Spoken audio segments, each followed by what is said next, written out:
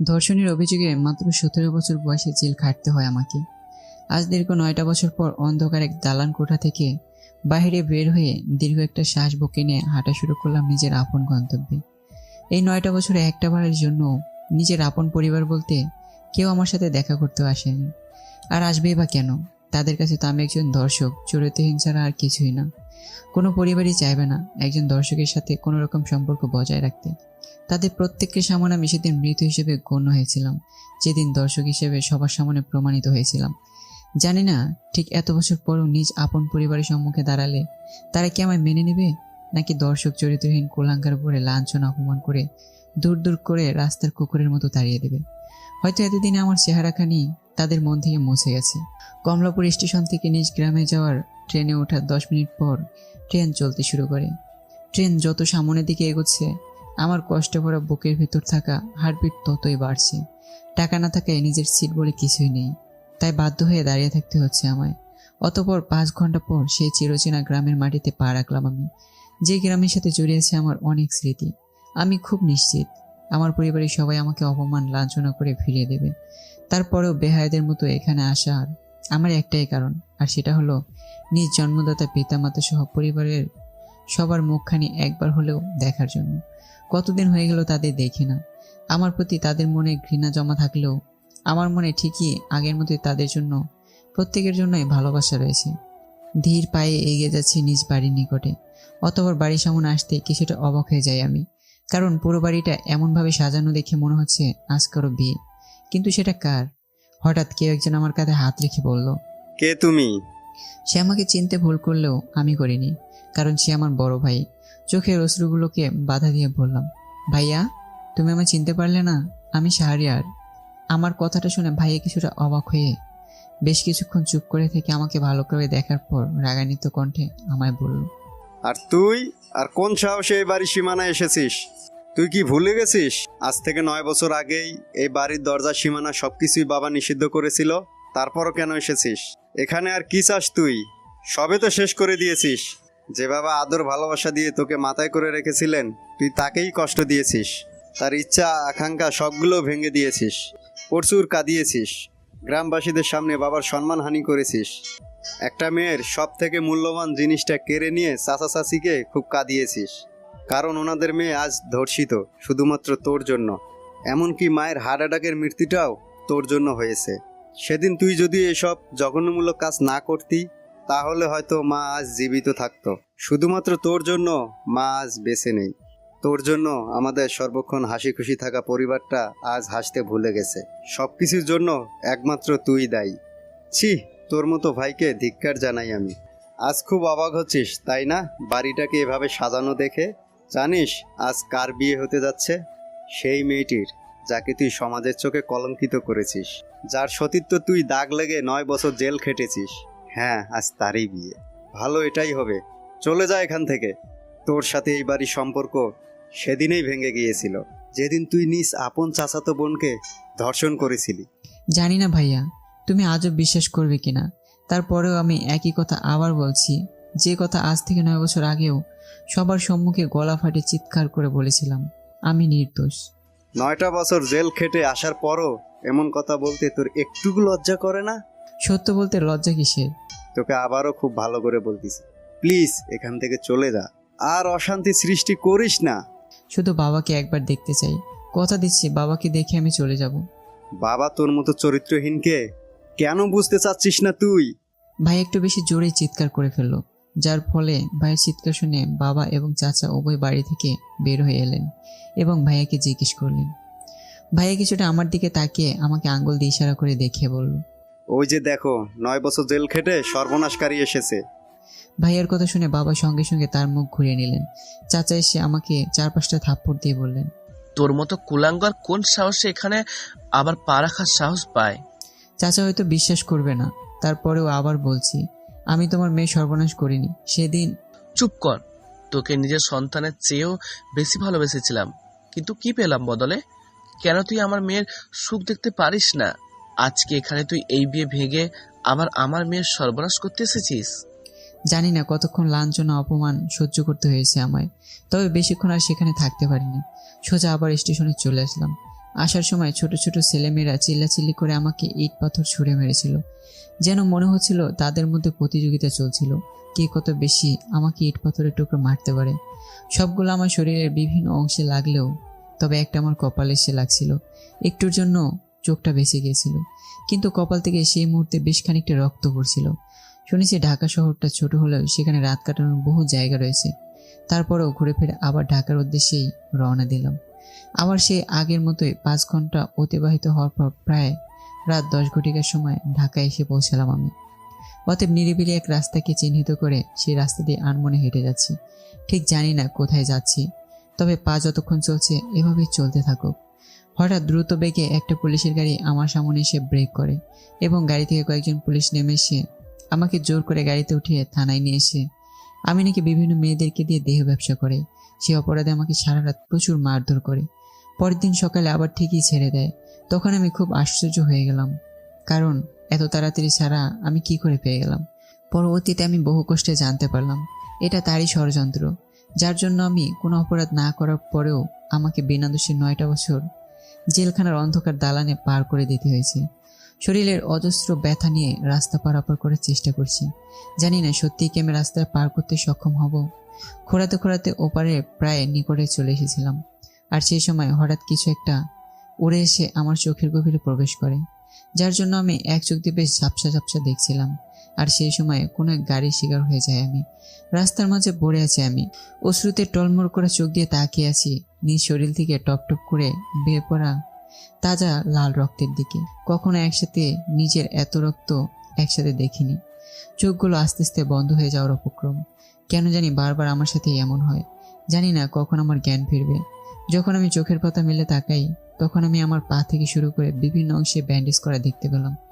বিশেষ করে পায়ে সবচেয়ে বেশি ব্যান্ডেজ করে দেখতে পেয়েছিলাম। জ্ঞান ফেরা মাত্রই শরীরের অজস্র যন্ত্রণা যেন আমাকে চিড়ে চিড়ে খাচ্ছিল। অজস্র যন্ত্রণা আর সহ্য করতে না পেরে শেষমেশ চিৎকার দিয়ে উঠতে বাধ্য হলাম। অতঃপর একটা ডাক্তার ছুটে এলেন, সম্ভবত ইনি মেয়ে হবেন। এসে আমাকে একটা ঘুমের ইঞ্জেকশন দেন এবং তার সাথে থাকা একটা নার্সকে খুব দ্রুত ও সতর্কতার সাথে বললেন আমার আবার জ্ঞান ফেলে এই ওষুধগুলো খাইয়ে দিতে এবং আমার যত্ন নিতে। এবং পরিশেষে উনি বললেন আমি যেন এই মুহূর্তে কিছুই জানতে না পারি, যে আমি আর কখনো নিজের পায়ে দাঁড়াতে পারবো না। কিন্তু কথাটা যখন তিনি নার্সকে বলেছিলেন সেই সময় আমার কিছুটা সেন্স ছিল। পরিশেষে আবার ঘুমের নদীর অতল গভীরে তুলে গেলাম। পরবর্তীতে আমার যখন জ্ঞান ফিরে তখন নার্স আমাকে কিছু ওষুধ খাইয়ে দেন। এখনো পায়ে খুব যন্ত্রণা হচ্ছে, আর হবেই না কেন, সবচেয়ে বেশি তো পায়ে চোট পেয়েছি। আর এর জন্যই হয়তো আমি আর কখনো নিজের পায়ে দাঁড়াতেই পারবো না।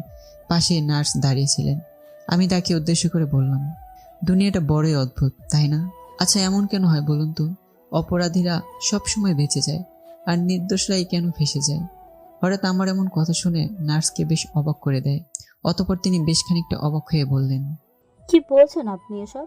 বুকে থাকা কষ্টগুলো বুকের মধ্যে ধামাচাপা দিয়ে হাজারো বাধাকে উপেক্ষা করে মুখে হালকা হাসি এনে বললাম না কিছু না। আসলে আমাকে হাসপাতালে কে নিয়ে এসেছেন? ম্যাডাম নিয়ে এসেছেন? কে উনি? উনি হাসপাতালে একজন সুনামধন্য ডাক্তার। উনি আপনাকে রাস্তার মাঝখানে পড়ে থাকতে দেখে দ্রুত হাসপাতালে নিয়ে এসে নিজেই আপনার চিকিৎসা করেছেন। ও আচ্ছা। তারপর নার্স চলে গেলেন, আর আমি চোখ বুজে সেই হারানো দিনগুলোর প্রতি মন নিবেশ করার চেষ্টা করছি। কতই না ছিলাম সুখে, কিন্তু মাঝখানে কি থেকে কি হয়ে গেল। দোষ না করেও কেন আজ আমার নাম অপরাধীদের তালিকায় অন্তর্ভুক্ত। কখনোই ভাবতে পারিনি আমার জীবনেও একসময় আধার ঘনিয়ে আসবে, যা আমার জীবনে অনেকটা পরিবর্তন ঘটিয়ে দিতে সক্ষম হবে। আবার চোখের পাতা মেলে তাকালাম। সুন্দর মিষ্টি কণ্ঠে সামনে দাঁড়িয়ে আছে অপরূপ সৌন্দর্যের অধিকারী একজন মেয়ে, পরনে ডাক্তারি পোশাক। হয়তো ইনি সেই যে আমাকে রাস্তা থেকে এখানে নিয়ে এসে আমার চিকিৎসা করেছেন।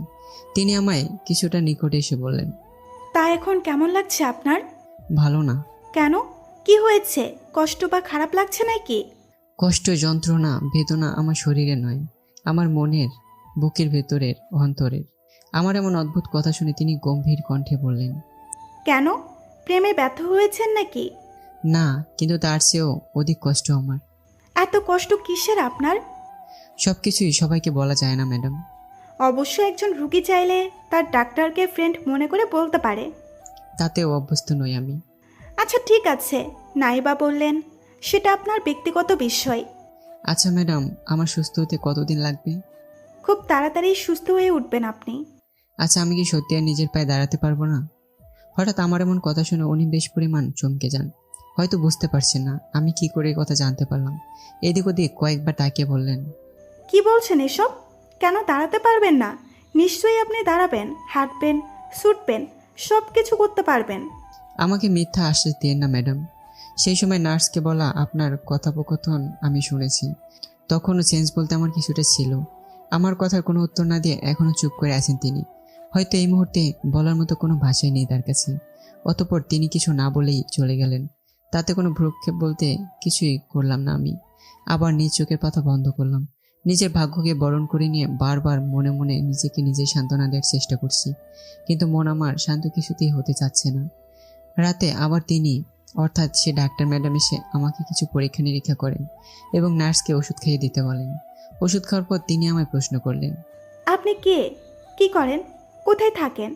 বাসা কোথায়? আপনার পরিবার বলতে কি কেউ আছে? ওনার কথার উত্তরে আমি প্রচুর পরিমাণ কষ্ট নিয়ে একটা দীর্ঘ শ্বাস নিয়ে বললাম, আমি অনাথ, আমার কেউই নেই, থাকার বলতে কোনো স্থান নেই আমার। অতঃপর তিনি সেদিন আর কিছু জিজ্ঞেস করেননি আমায়। আস্তে আস্তে সময়ের স্রোতে প্রায় 15 দিনের মতো অতিক্রম হয়ে গেল।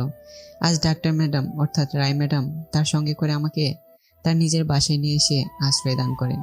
সত্যি তার মনটা অনেক বড়, না হলে কীভাবে অচেনা একটা ছেলেকে নিজের বাসায় আশ্রয় দিবে। রায় ম্যাডামের মতো তার মা বাবার মনটাও বেশ বড়। সত্যি তার প্রত্যেকেই খুব ভালো মনের মানুষ। আমাকে খুব কেয়ার করেন, ভালোবাসেন, এমনকি নিজের ছেলের মতো সম্বোধন করেছেন। আস্তে আস্তে প্রায় 4 মাস পার হয়ে গেল। আমি এখন মোটামুটি সুস্থ, তবে আমাকে হয়তো সারা জীবন হুইল চেয়ারে বসেই থাকতে হবে। তার কারণ একটাই, ওই যে আমি নিজের পায়ে দাঁড়ানোর সক্ষমতা হারিয়ে ফেলেছি। আজ রায় ম্যাডামের সাথে তার মামাতো ভাইয়ের বিয়ের কথোপকথন চলছে। সবাই তো হ্যাঁ সম্মতি প্রকাশ করলেও রায় ম্যাডাম এখনো কোনো সম্মতি প্রকাশ করেননি। পরের দিন সকালে রায় ম্যাডাম হাসপাতালে চলে যান এবং তার বাবা মা উভয়ই কোনো গুরুত্বপূর্ণ কাজে বাসা থেকে বের হন। বাসায় আমি আর কাজের মেয়েটা ছাড়া কেউই নেই। আমি হুইল চেয়ারে বসে বসে টিভি দেখছিলাম। তাছাড়া আর কি বা করার আছে আমার। কিছুক্ষণ পর বাসার কাজের মেয়েটা 1 গ্লাস পানি আর একটা পাউরি ওষুধ এগিয়ে দিয়ে বললেন, নেন, খেয়ে নেন। রাইয়াপা একটু আগেই ফোন করে আপনাকে এই ওষুধটা খেতে বলেছেন। অতঃপর আমি আর কিছু না ভেবে ওষুধটা খেয়ে নিলাম। কিন্তু আশ্চর্য, আজকের পানিটা কেমন যেন আমার কাছে অন্যরকম লাগছে। হঠাৎ আমি অনবরত কাশতে শুরু করলাম। কাশির সাথে রক্তপাত হচ্ছে আমার। গলার স্বর যেন আমার ধীরে ধীরে বন্ধ হয়ে আসছে। খুব যন্ত্রণা হচ্ছে আমার। কিন্তু আমার এমন কেন হচ্ছে? কাজের মেয়েটা পানির সাথে আমার বিষ খাইয়ে দেয়নি তো আমায়? কাজের মেয়েটার দিকে তাকাতেই দেখতে পেলাম সে মুসকে মুসকে হাসছে। তার মানে আমার সন্দেহই ঠিক, সে আমাকে পানির সাথে বিষ খেয়েছে। কিন্তু কেন? আমি তো তার কোনো ক্ষতি করিনি, তার সাথে কোনো অপরাধও করিনি। তাহলে সে কেন আমার পানির সাথে বিষ খাওয়ালো? যন্ত্রণায় কিছুই বলতে পারছি।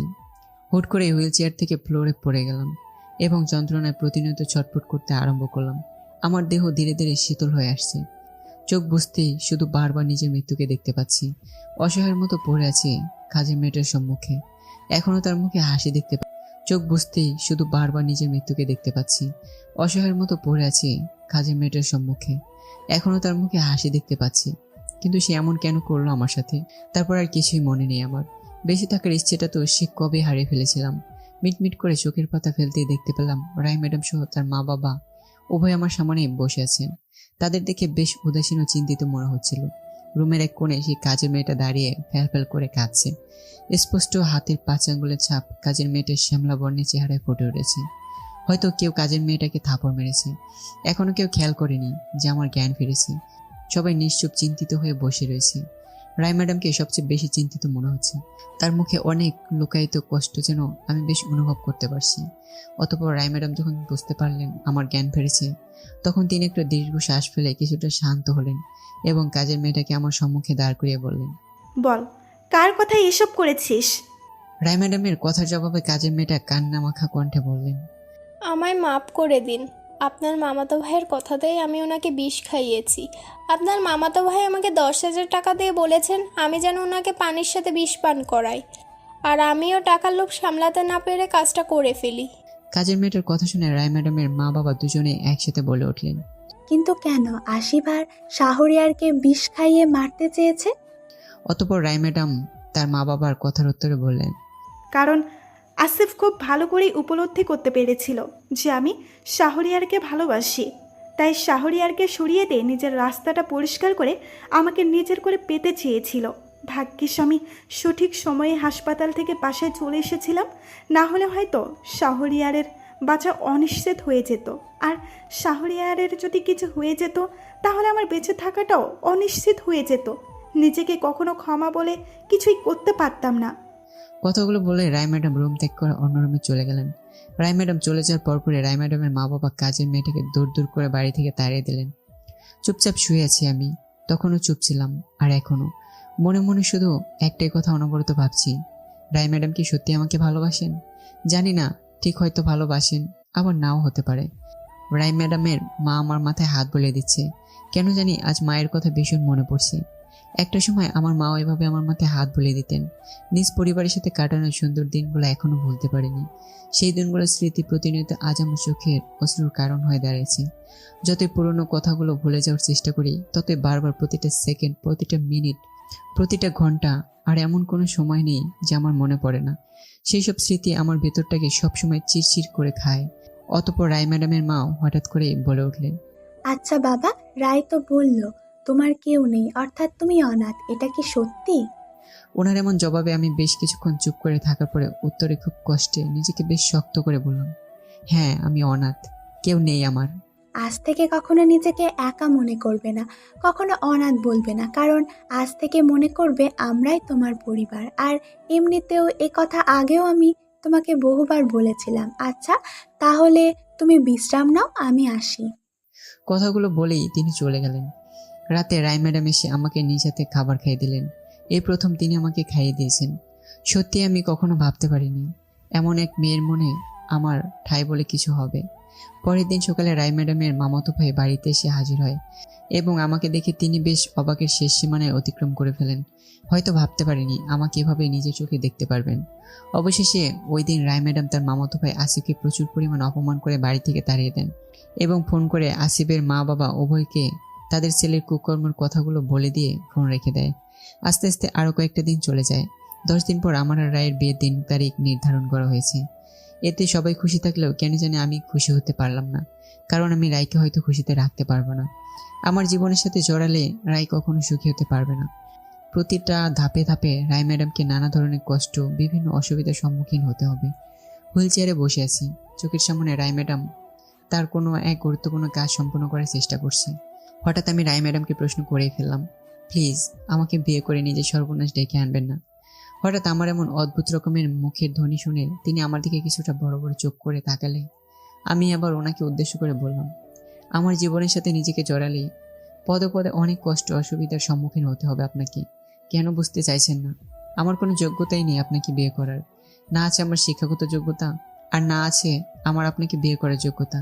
আমি নিজের পায়ে হয়তো আর কখনোই দাঁড়াতে পারবো না। আমি সব দিক দিয়েই অচল। প্লিজ আমাকে বিয়ে করে নিজের সর্বনাশ সহ বিভিন্ন অসুবিধার দাওয়াত দিয়ে আনবেন না। অতঃপর আমার কথা জবাবে রায় ম্যাডাম তার সমস্ত গুরুত্বপূর্ণ কাজ রেখে দিয়ে আমার কিছুটা নিকটে এসে বললেন, তোমার কোনো যোগ্যতা আছে বা নেই সেটা দেখার বা শোনার কোনো ইচ্ছেই আমার নেই। আমি তোমাকে ভালোবাসি, জাস্ট এটাই চির সত্যি, এবং তোমাকে ভালোবেসে আমি সব অসুবিধার সম্মুখীন হতেও প্রস্তুত। জানি না মেয়েটা আমার মধ্যে ঠিক কী দেখেছে যে অন্য কেউ দেখতে পাচ্ছে না। রায় ম্যাডামের প্রত্যেকটা কথা যেন আমার বেশ অবাক করে দিচ্ছে। অবশেষে সেই দিন এসে গেল, অর্থাৎ রায় ম্যাডাম আর আমার বিয়ের দিন। অবশ্য রায় ম্যাডাম ডাকতে আমাকে নিষেধ করেছে। তারপরেও অনেক দিনের অভ্যাস, কী করে বা এত সহজে নিয়ন্ত্রণ করব। সারা বাড়িতে হইচই। ধীরে ধীরে রায়দের সব রিলেটিভ আসা আরম্ভ করেছেন। বিয়েতে রায়ের বড় মামা অর্থাৎ আসিফের বাবা আসিফ অর্থাৎ তাদের পক্ষ থেকে কেউই আসেনি। আসবে বা কী করে? রায় যে পরিমাণ অপমান করেছে, আমার মনে হয় না আত্মসম্মান বলতে কিছু থেকে থাকলে তারা হয়তো আর আসবে না। বিয়েতে রায়ের বড় মামা না আসলেও রায়ের ছোট মামা ঠিকই এসেছেন। শুনেছি রায়ের ছোট মামা নাকি একজন জর্জ, তবে কখনো দেখা হয়নি তাকে। পরিশেষে বিয়ের বেশ কিছুক্ষণ আগেই যখন রায় ছোট মামার সাথে পরিচয় করিয়ে দিতে যায়, তখন রায়ের ছোট মামাকে দেখে আমি যেন অবাকের শীর্ষে উঠে যাই। তিনিও বেশ খানিকটা অবাক হয়ে যান। আমি ওনাকে চিনতে ভুল করিনি, আর উনিও হয়তো আমাকে ঠিকই চিনেছেন। আর চিনবেনই বা কেন? স্বয়ং ওনারই নির্দেশে তো আমার 9টা বছর জেল হয়েছিল। 9টা বছর ডুকরে ডুকরে আমাকে অন্ধকারে জেলখানায় পড়ে থাকতে হয়েছিল। অতএব উনি আমার দিকে বেশ কিছুক্ষণ তাকিয়ে থাকার পর ঘরভর্তি মানুষের সম্মুখে চিৎকার করে আঙ্গুল দিয়ে চিহ্নিত করে দেখিয়ে দিয়ে বললেন, এই বিয়ে হতে পারে না। ধর্ষকের অভিযোগে 9 বছর জেল খাটা একজন আসামির সাথে আমার ভাগ্নের বিয়ে হতে পারে না। হঠাৎ ওনার এমন কথা শুনে যেন কয়েক মুহূর্তের জন্য স্তব্ধ হয়ে গেছিল। প্রত্যেকের চোখের দৃষ্টি সবকিছুই যেন আমার উপর এসে পড়েছিল। সবাই তাকিয়ে আছে আমার দিকে, এমনকি রায়ও। নিজের মামার মুখ থেকে এরূপ কথা শুনে রায় তার মামাকে বললেন, মামা, তুমি এসব কি বলছো? শাহরিয়ার কেন জেলখাটা আসামি হতে যাবে?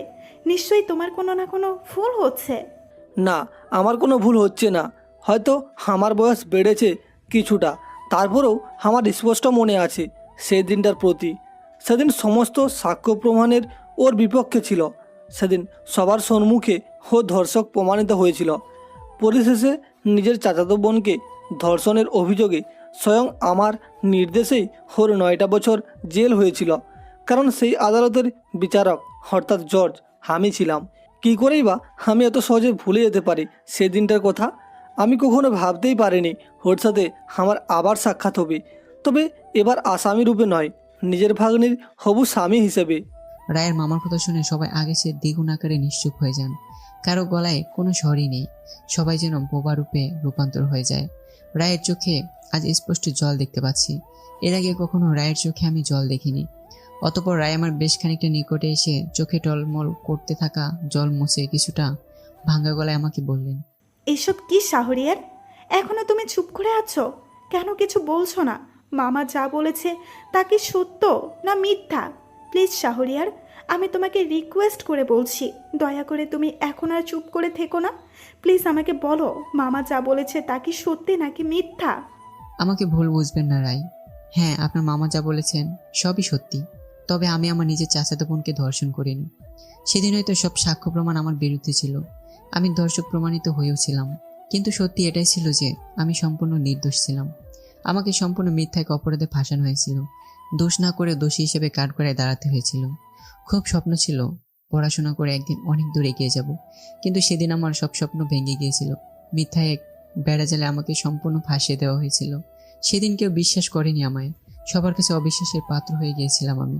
সবাই আমাকে সেদিন ধিক্কার জানিয়েছিল। সেদিন সাপোর্ট করার মতো আমার পাশে কাউকে পাইনি, যাকে নিজের আপন বোনের মতো সম্মান করতাম, ভালোবাসতাম। কিন্তু সেই বোনই দিন শেষে আমাকে তার বোনা মিথ্যা জালে ফাঁসিয়ে দিয়ে অপরাধী হিসেবে সবার সম্মুখে চিহ্নিত করেছে। সেদিন সবকিছু যেন আমার বিরুদ্ধে ছিল। কোনো অপরাধ না করেও সেদিন সবার সম্মুখে দোষী সাব্যস্ত হয়ে 9টা বছর আমাকে ওই অন্ধকার জেলখানায় দোষ না করা সত্ত্বেও বিভিন্ন আসামিদের মাঝে বছরের পর বছর কাটিয়ে দিতে হয়েছে। এমন কেন হয়? আসল অপরাধীরা প্রতিনিয়ত বেঁচে যায়, আর সর্বদা নির্দোষ নিরপরাধ মানুষরাই ফেঁসে যায়। আপনি কি জানেন রাই, 9 বছর পরও নিজ আপন পরিবারের সম্মুখে দাঁড়িয়ে অনেক লাঞ্ছনা অপমান সহ্য করার পরেও আমি একই কথা বলেছিলাম যে আমি নির্দোষ, কিন্তু তারপরেও কেউ বিশ্বাস করেনি। আমি সঠিক জানি না রাই, আপনি আমার কথা বিশ্বাস বলে কিছু করতে পারবেন কিনা, কিন্তু আপনি আমায় ভুল বুঝবেন না, আমাকে দূরে ঠেলে দেবেন না। বেঁচে থাকার ইচ্ছেটা আমি বহুদিন আগে হারিয়ে ফেলেছিলাম, কিন্তু আপনি আমাকে নতুন করে বাঁচতে শিখিয়েছেন। প্লিজ আমাকে অবিশ্বাস করবেন না, ভুল বুঝবেন না। আমি নিরপরাধ, নির্দোষ। আমার কথাগুলো এতক্ষণ সবাই খুব একটা মনোযোগ সহ শুনছিল, বিশেষ করে রায়। সবাই চুপ করেই রয়েছে, এমনকি রায়ও এখন আর কিছুই বলছে না। হয়তো রায়ও আমাকে অবিশ্বাস করবে। যেখানে নিজের পরিবার আমাকে সেদিন অবিশ্বাস করেছে, সেখানে রায় কি জন্যই বা আমাকে বিশ্বাস করবে? হঠাৎ রায়ের মামা আবার রায়কে উদ্দেশ্য করে বলে উঠলেন, রায়, তুমি হয়তো খুব ভালো করেই জানো যে আমি বিচার করার সময় সব দিক দিয়ে ভেবেচিন্তেই বিচার করে থাকি। তাহলে ওর কথা বিশ্বাস করার তো কোনো মানেই হয় না। ও একজন চরিত্রহীন ধর্ষক, এটাই চিরসত্য। জানি না ঠিক ও কোন মতলবেই বা এ বাড়িতে ঢুকছে। রায়, তুমি কিছু বলো বা না বলো, আমি কিন্তু ওকে কিছুতেই ছেড়ে দিচ্ছি না। এখনই পুলিশ ডেকে এনে ওকে আবার ওর ন্যায্য ঠিকানায় পাঠানোর ব্যবস্থা করছি। রায়ের মামার কথার জবাবে রায়ের মা বাবা উভয়ই বলে উঠলেন, না, এটা করা ঠিক হবে না। আমার মনে হয় না ও কোনো অপরাধ করতে পারে। খানিকের পরিচয় হলেও আমাদের বিশ্বাস আছে ও সম্পূর্ণ নিরপরাধ। তোমরা ওর মতো একজন দর্শককে বিশ্বাস করছো? সত্যিই হাস্যকর। রায়, তুমি একটু তোমার মা বাবাকে বোঝাও, হয়তো তাদের মাথা আজ ঠিক নেই। কি বলছে এসব? অতঃপর রায় তার মামার কথার উত্তরে নিজেকে বেশ খানিকটা স্বাভাবিক করে বললেন, কি বুঝবো? তারা তো কোনো মিথ্যে বলেনি। হ্যাঁ, আমিও বিশ্বাস করি না এইসব। আমার মন বলছে শাহরিয়ার কোনো অন্যায় করতে পারে না। মামা, তুমিও এই কথা খুব ভালো করেই জানো যে আমি সম্পূর্ণ ন্যায়ের পথেই চলি, আর আজও আমার কাছে এটাই ন্যায় মনে হয়েছে, তাই এটাই বেছে নিয়েছি। আজ আমার আর শাহরিয়ারের বিয়ে কেউ শত বাধা দিলেও আটকাতে পারবে না। কেউ মানুক বা না মানুক, এটা আমার দেখার বিষয় না, কিন্তু আজ আমার আর ওর বিয়ে হবে মানে হবেই। সত্যি আমি রায়কে ধীরে ধীরে যতই দেখছি ততই মুগ্ধতার সীমা অতিক্রম করছি। সৃষ্টিকর্তার কাছে হাজার হাজার শুকরিয়া, তিনি এমন একজন অসাধারণ নারীর পবিত্র মনে আমার জায়গা করে দিয়েছেন। অতএব আবার রায়ের মামা রায়কে উদ্দেশ্য করে বললেন, আর ইউ কিডিং মি? কি হচ্ছে সব? Are you mad? তোমার মাথা ঠিক আছে তো? তুমি কি বলছো? আসিফের মতো একটা ভালো ছেলেকে রেখে তুমি শেষমেশ এই 9 বছর জেল খাটা একজন ধর্ষককে বিয়ে করবে? হ্যাঁ মামা, আমি সম্পূর্ণ ঠিক আছি, আর তুমি যা শুনেছ ঠিকই শুনেছ। এতে তুমি মত প্রকাশ করো বা অমত প্রকাশ করো, সেটা তোমার একান্তই ব্যক্তিগত বিষয়, তাতে আমার কোনো ফুরুক্ষেপ নেই। আর আমি কাকে বিয়ে করব আর কাকে করব না সেটা আমার নিজের ব্যক্তিগত বিষয়, তাই এ নিয়ে তোমাকে মাথা না ঘামালেও চলবে। অতঃপর রায়ের মামা রাগান্বিত মোড নিয়ে বিয়ে বাড়ি থেকে চলে যান। আমি কখনো ভাবতে পারিনি এত কিছুর পরেও রায়ের সাথে পরিশেষে আমার বিয়েটা হতে সক্ষম হবে। রায়ের অনেক রিলেটিভ রায়কে এ বিয়ে করতে নিষেধ করেছিলেন, কিন্তু রায় সবার কথাগুলো অগ্রহণযোগ্য হিসেবে নিজের কাছে চিহ্নিত করে আমার সাথে বিয়ে নামক এক পবিত্র সম্পর্কে লিপ্ত হয়ে যায়। রাত প্রায় 10:30। আর কিছুক্ষণ পর আমার আর রায়ের বাসর হবে। আমি এখন রায়ের বাবা, অর্থাৎ আমার শ্বশুরের সাথে বিভিন্ন ধরনের কথাবার্তা বলছি। তিনি আমাকে অনেক প্রশ্নই করলেন, আর আমি নির্ভয়ে সবকিছুর জবাব দেওয়ার চেষ্টা করছি। হঠাৎ রায়ের মা অর্থাৎ আমার শাশুড়ি দৌড়ে এসে বললেন, সারা বাড়ি খুঁজেও নাকি রায়কে কোথাও পাওয়া যাচ্ছে না। শাশুড়ির মুখ থেকে হঠাৎ এমন কথা শুনে আমার শ্বশুরও বেশ চিন্তিত হয়ে পড়েন। হঠাৎ আমার শ্বশুরের ফোনটা টং করে বেশ কিছুক্ষণ বেজে ওঠার পর তিনি ফোনটা রিসিভ করে ওপাশ থেকে পরিচিত কারো বলা কথা শোনার পর ফোনটা হাত থেকে ফ্লোরে ফেলে দিয়ে মাথায় হাত দিয়ে বসে পড়লেন। লাউড স্পিকার চালু থাকায় আমি স্পষ্ট শুনতে পেয়েছি ওপাশ থেকে কারো বলা কথাগুলো। সম্ভবত আসিফই হবে। আসিফ ওপাশ থেকে অট্টহাসি দিয়ে বলছিল, রায় বর্তমানে আমার কাছে আছে। যে করে হোক, যেভাবেই হোক, রায়কে আমার কাছে নিয়ে এসেছি। বিয়েটা ওই শাহরিয়ার নামের লম্পট ছেলের সাথে হলেও বাসরটা আমার সাথেই হবে। রায়কে আমার চাই, যেমন করেই হোক নিজের ঘরে চাই। তুমি ভাবলে বা কি করে আমি বেঁচে থাকতে রায়কে অত সহজে অন্য কারো হতে দেব? আর এমনিতেও রায় শুধু আমার, আর আমার হয়েই থাকবে। আর আজকের পর তো ওরে শুধু আমার করেই রাখবো। বুঝতে তো পারছো, রায়কে আমার নিজের করে পেতে রায়ের বাবা এখনো চুপ করেই বসে রয়েছেন, মুখে তার শব্দ নেই। রায়ের মাও বসে বসে কাঁদছেন। হয়তো তিনি কখনো ভাবতে পারেনি যে তার আপন ভাই ছেলে এতটা নিচু মন মানসিকতার অধিকারী হবে। অতঃপর আমি রায়ের বাবাকে উদ্দেশ্য করে বললাম, সবকিছু আমার জন্যই হয়েছে। আপনারা যদি আমাকে এ বাড়িতে আশ্রয় না দিতেন তাহলে হয়তো এসবের কিছুই হতো না। আসলে সত্যি কথা বলতে কি, আমি একজন অলক্ষণীয় ছেলে। আমার জন্যই আজ রায়ের এতটা নির্মম পরিস্থিতিতে রয়েছি। আমার কথার উত্তরে রায়ের বাবা বললেন, প্লিজ এসব বলো না, এটাতে তোমার কোনো দোষ নেই। তাহলে এসব কেন বলছো তুমি? কেন নিজের গায়ে সব দোষ চাপিয়ে দিচ্ছ? না, আমি সবকিছুর জন্য দায়ী। জাস্ট এনাফ শাহরিয়া, দ্বিতীয়বার আর এসব কথা মুখে আনবে না। চিন্তা করো না, আমি এখনই পুলিশকে ইনফর্ম করতেছি। আশা করি রায় এখনো আসিফের পকেট থেকে নিরাপদে আসে। রায়ের বাবার কথা শেষ হতে না হতেই দরজার সামনে দাঁড়িয়ে কেউ একজন কিছুটা স্বাভাবিক কণ্ঠে বললেন, পুলিশকে ইনফর্ম করার আর কোনো দরকার নেই। অতঃপর সবাই দরজার সামনে তাকাতে রায়কে দেখতে পেল। রায়কে দেখে তার বাবা সমস্ত চিন্তা দুশ্চিন্তা যেন এক নিমিষে উড়াল দিয়ে চলে গেল। অতঃপর রায়ের মা রায়কে জড়িয়ে ধরে কান্নায় ভেঙে পড়লেন। মনে মনে আল্লাহর কাছে হাজার কোটি শুকরিয়া আদায় করছি, তিনি রায়ের মতো এক পবিত্র নারীকে অপবিত্র হতে দেয়নি। পরিশেষে রায় তার মাকে বহু কষ্টের সম্মুখীন হতে শান্ত করতে সক্ষম হন। রায়ের বাবা রায়কে জিজ্ঞেস করেন, কিভাবে কি হয়েছে মা, আমাকে একটু বল। নিজ বাবার প্রশ্নের উত্তরে রায় বলেন, আসলে বড় মামা আমাকে কল দিয়ে অনেক রিকোয়েস্ট করে বলেছিল নিচে অর্থাৎ বাড়ির গেটের সামনে আসতে। আসিফ নাকি আমার কাছে ক্ষমা চাইতে এসেছে। আমি প্রথমে রাজি না হলেও পরবর্তীতে মামার অনেক জোড়াজুড়ি ও রিকোয়েস্টের কাছে নিজের হার মানতে বাধ্য হলাম। কিন্তু কখনো ভাবিনি যে তাদের মনে মনে এই ফন্দি ছিল। বাড়ির গেটের সামনে আসতেই আসিফ ক্ষমা চাইবার বদলে রুমাল দিয়ে আমাকে অজ্ঞান করে কোথায় একটা যেন নিয়ে আসে। কিন্তু আসিফ হয়তো জানতো না যে আমি আর 5টা মেয়ের মতো ফিতু নয়। কিভাবে কোনো পরিস্থিতির মোকাবেলা করতে হয় সেটা আমার খুব ভালো করেই জানা আছে। অতঃপর খুব একটা সাহসিকতার সাথে সেখান থেকে বের হয়ে দ্রুত পুলিশকে ইনফর্ম করি। এখন আসিফ জেলখানায় পুলিশের 3rd ডিগ্রির সম্মুখীন হচ্ছে, কিন্তু মামা যে এইভাবে আসিফকে সহযোগিতা করবে সেটা আমার কল্পনারও বাহিরে ছিল। রায়ের কথার উত্তরে তার মা বেশ কিছুটা গম্ভীর গলায় বললেন, আজ থেকে তোর বড় মামা বলতে কেউ নেই। আমিও ভুলে গেছি আজ থেকে যে আমার বড় ভাই বলে কেউ এই পৃথিবীতে আছে। সব সম্পর্ক ছিন্ন করে দিলাম আজ থেকে। কিন্তু মা, শাট আপ রাই, এই নিয়ে আর কোনো কথা আমি শুনতে চাই না। ছেলেটা তোর জন্য অনেক অস্থির হয়ে পড়েছিল, রাত তো অনেক হলো, এবার ওকে নিয়ে তোর রুমে যা। অতঃপর রায় আমাকে নিয়ে নিজের রুমে চলে আসলো। আজ আমার আর রায়ের বিয়ের প্রথম রাত।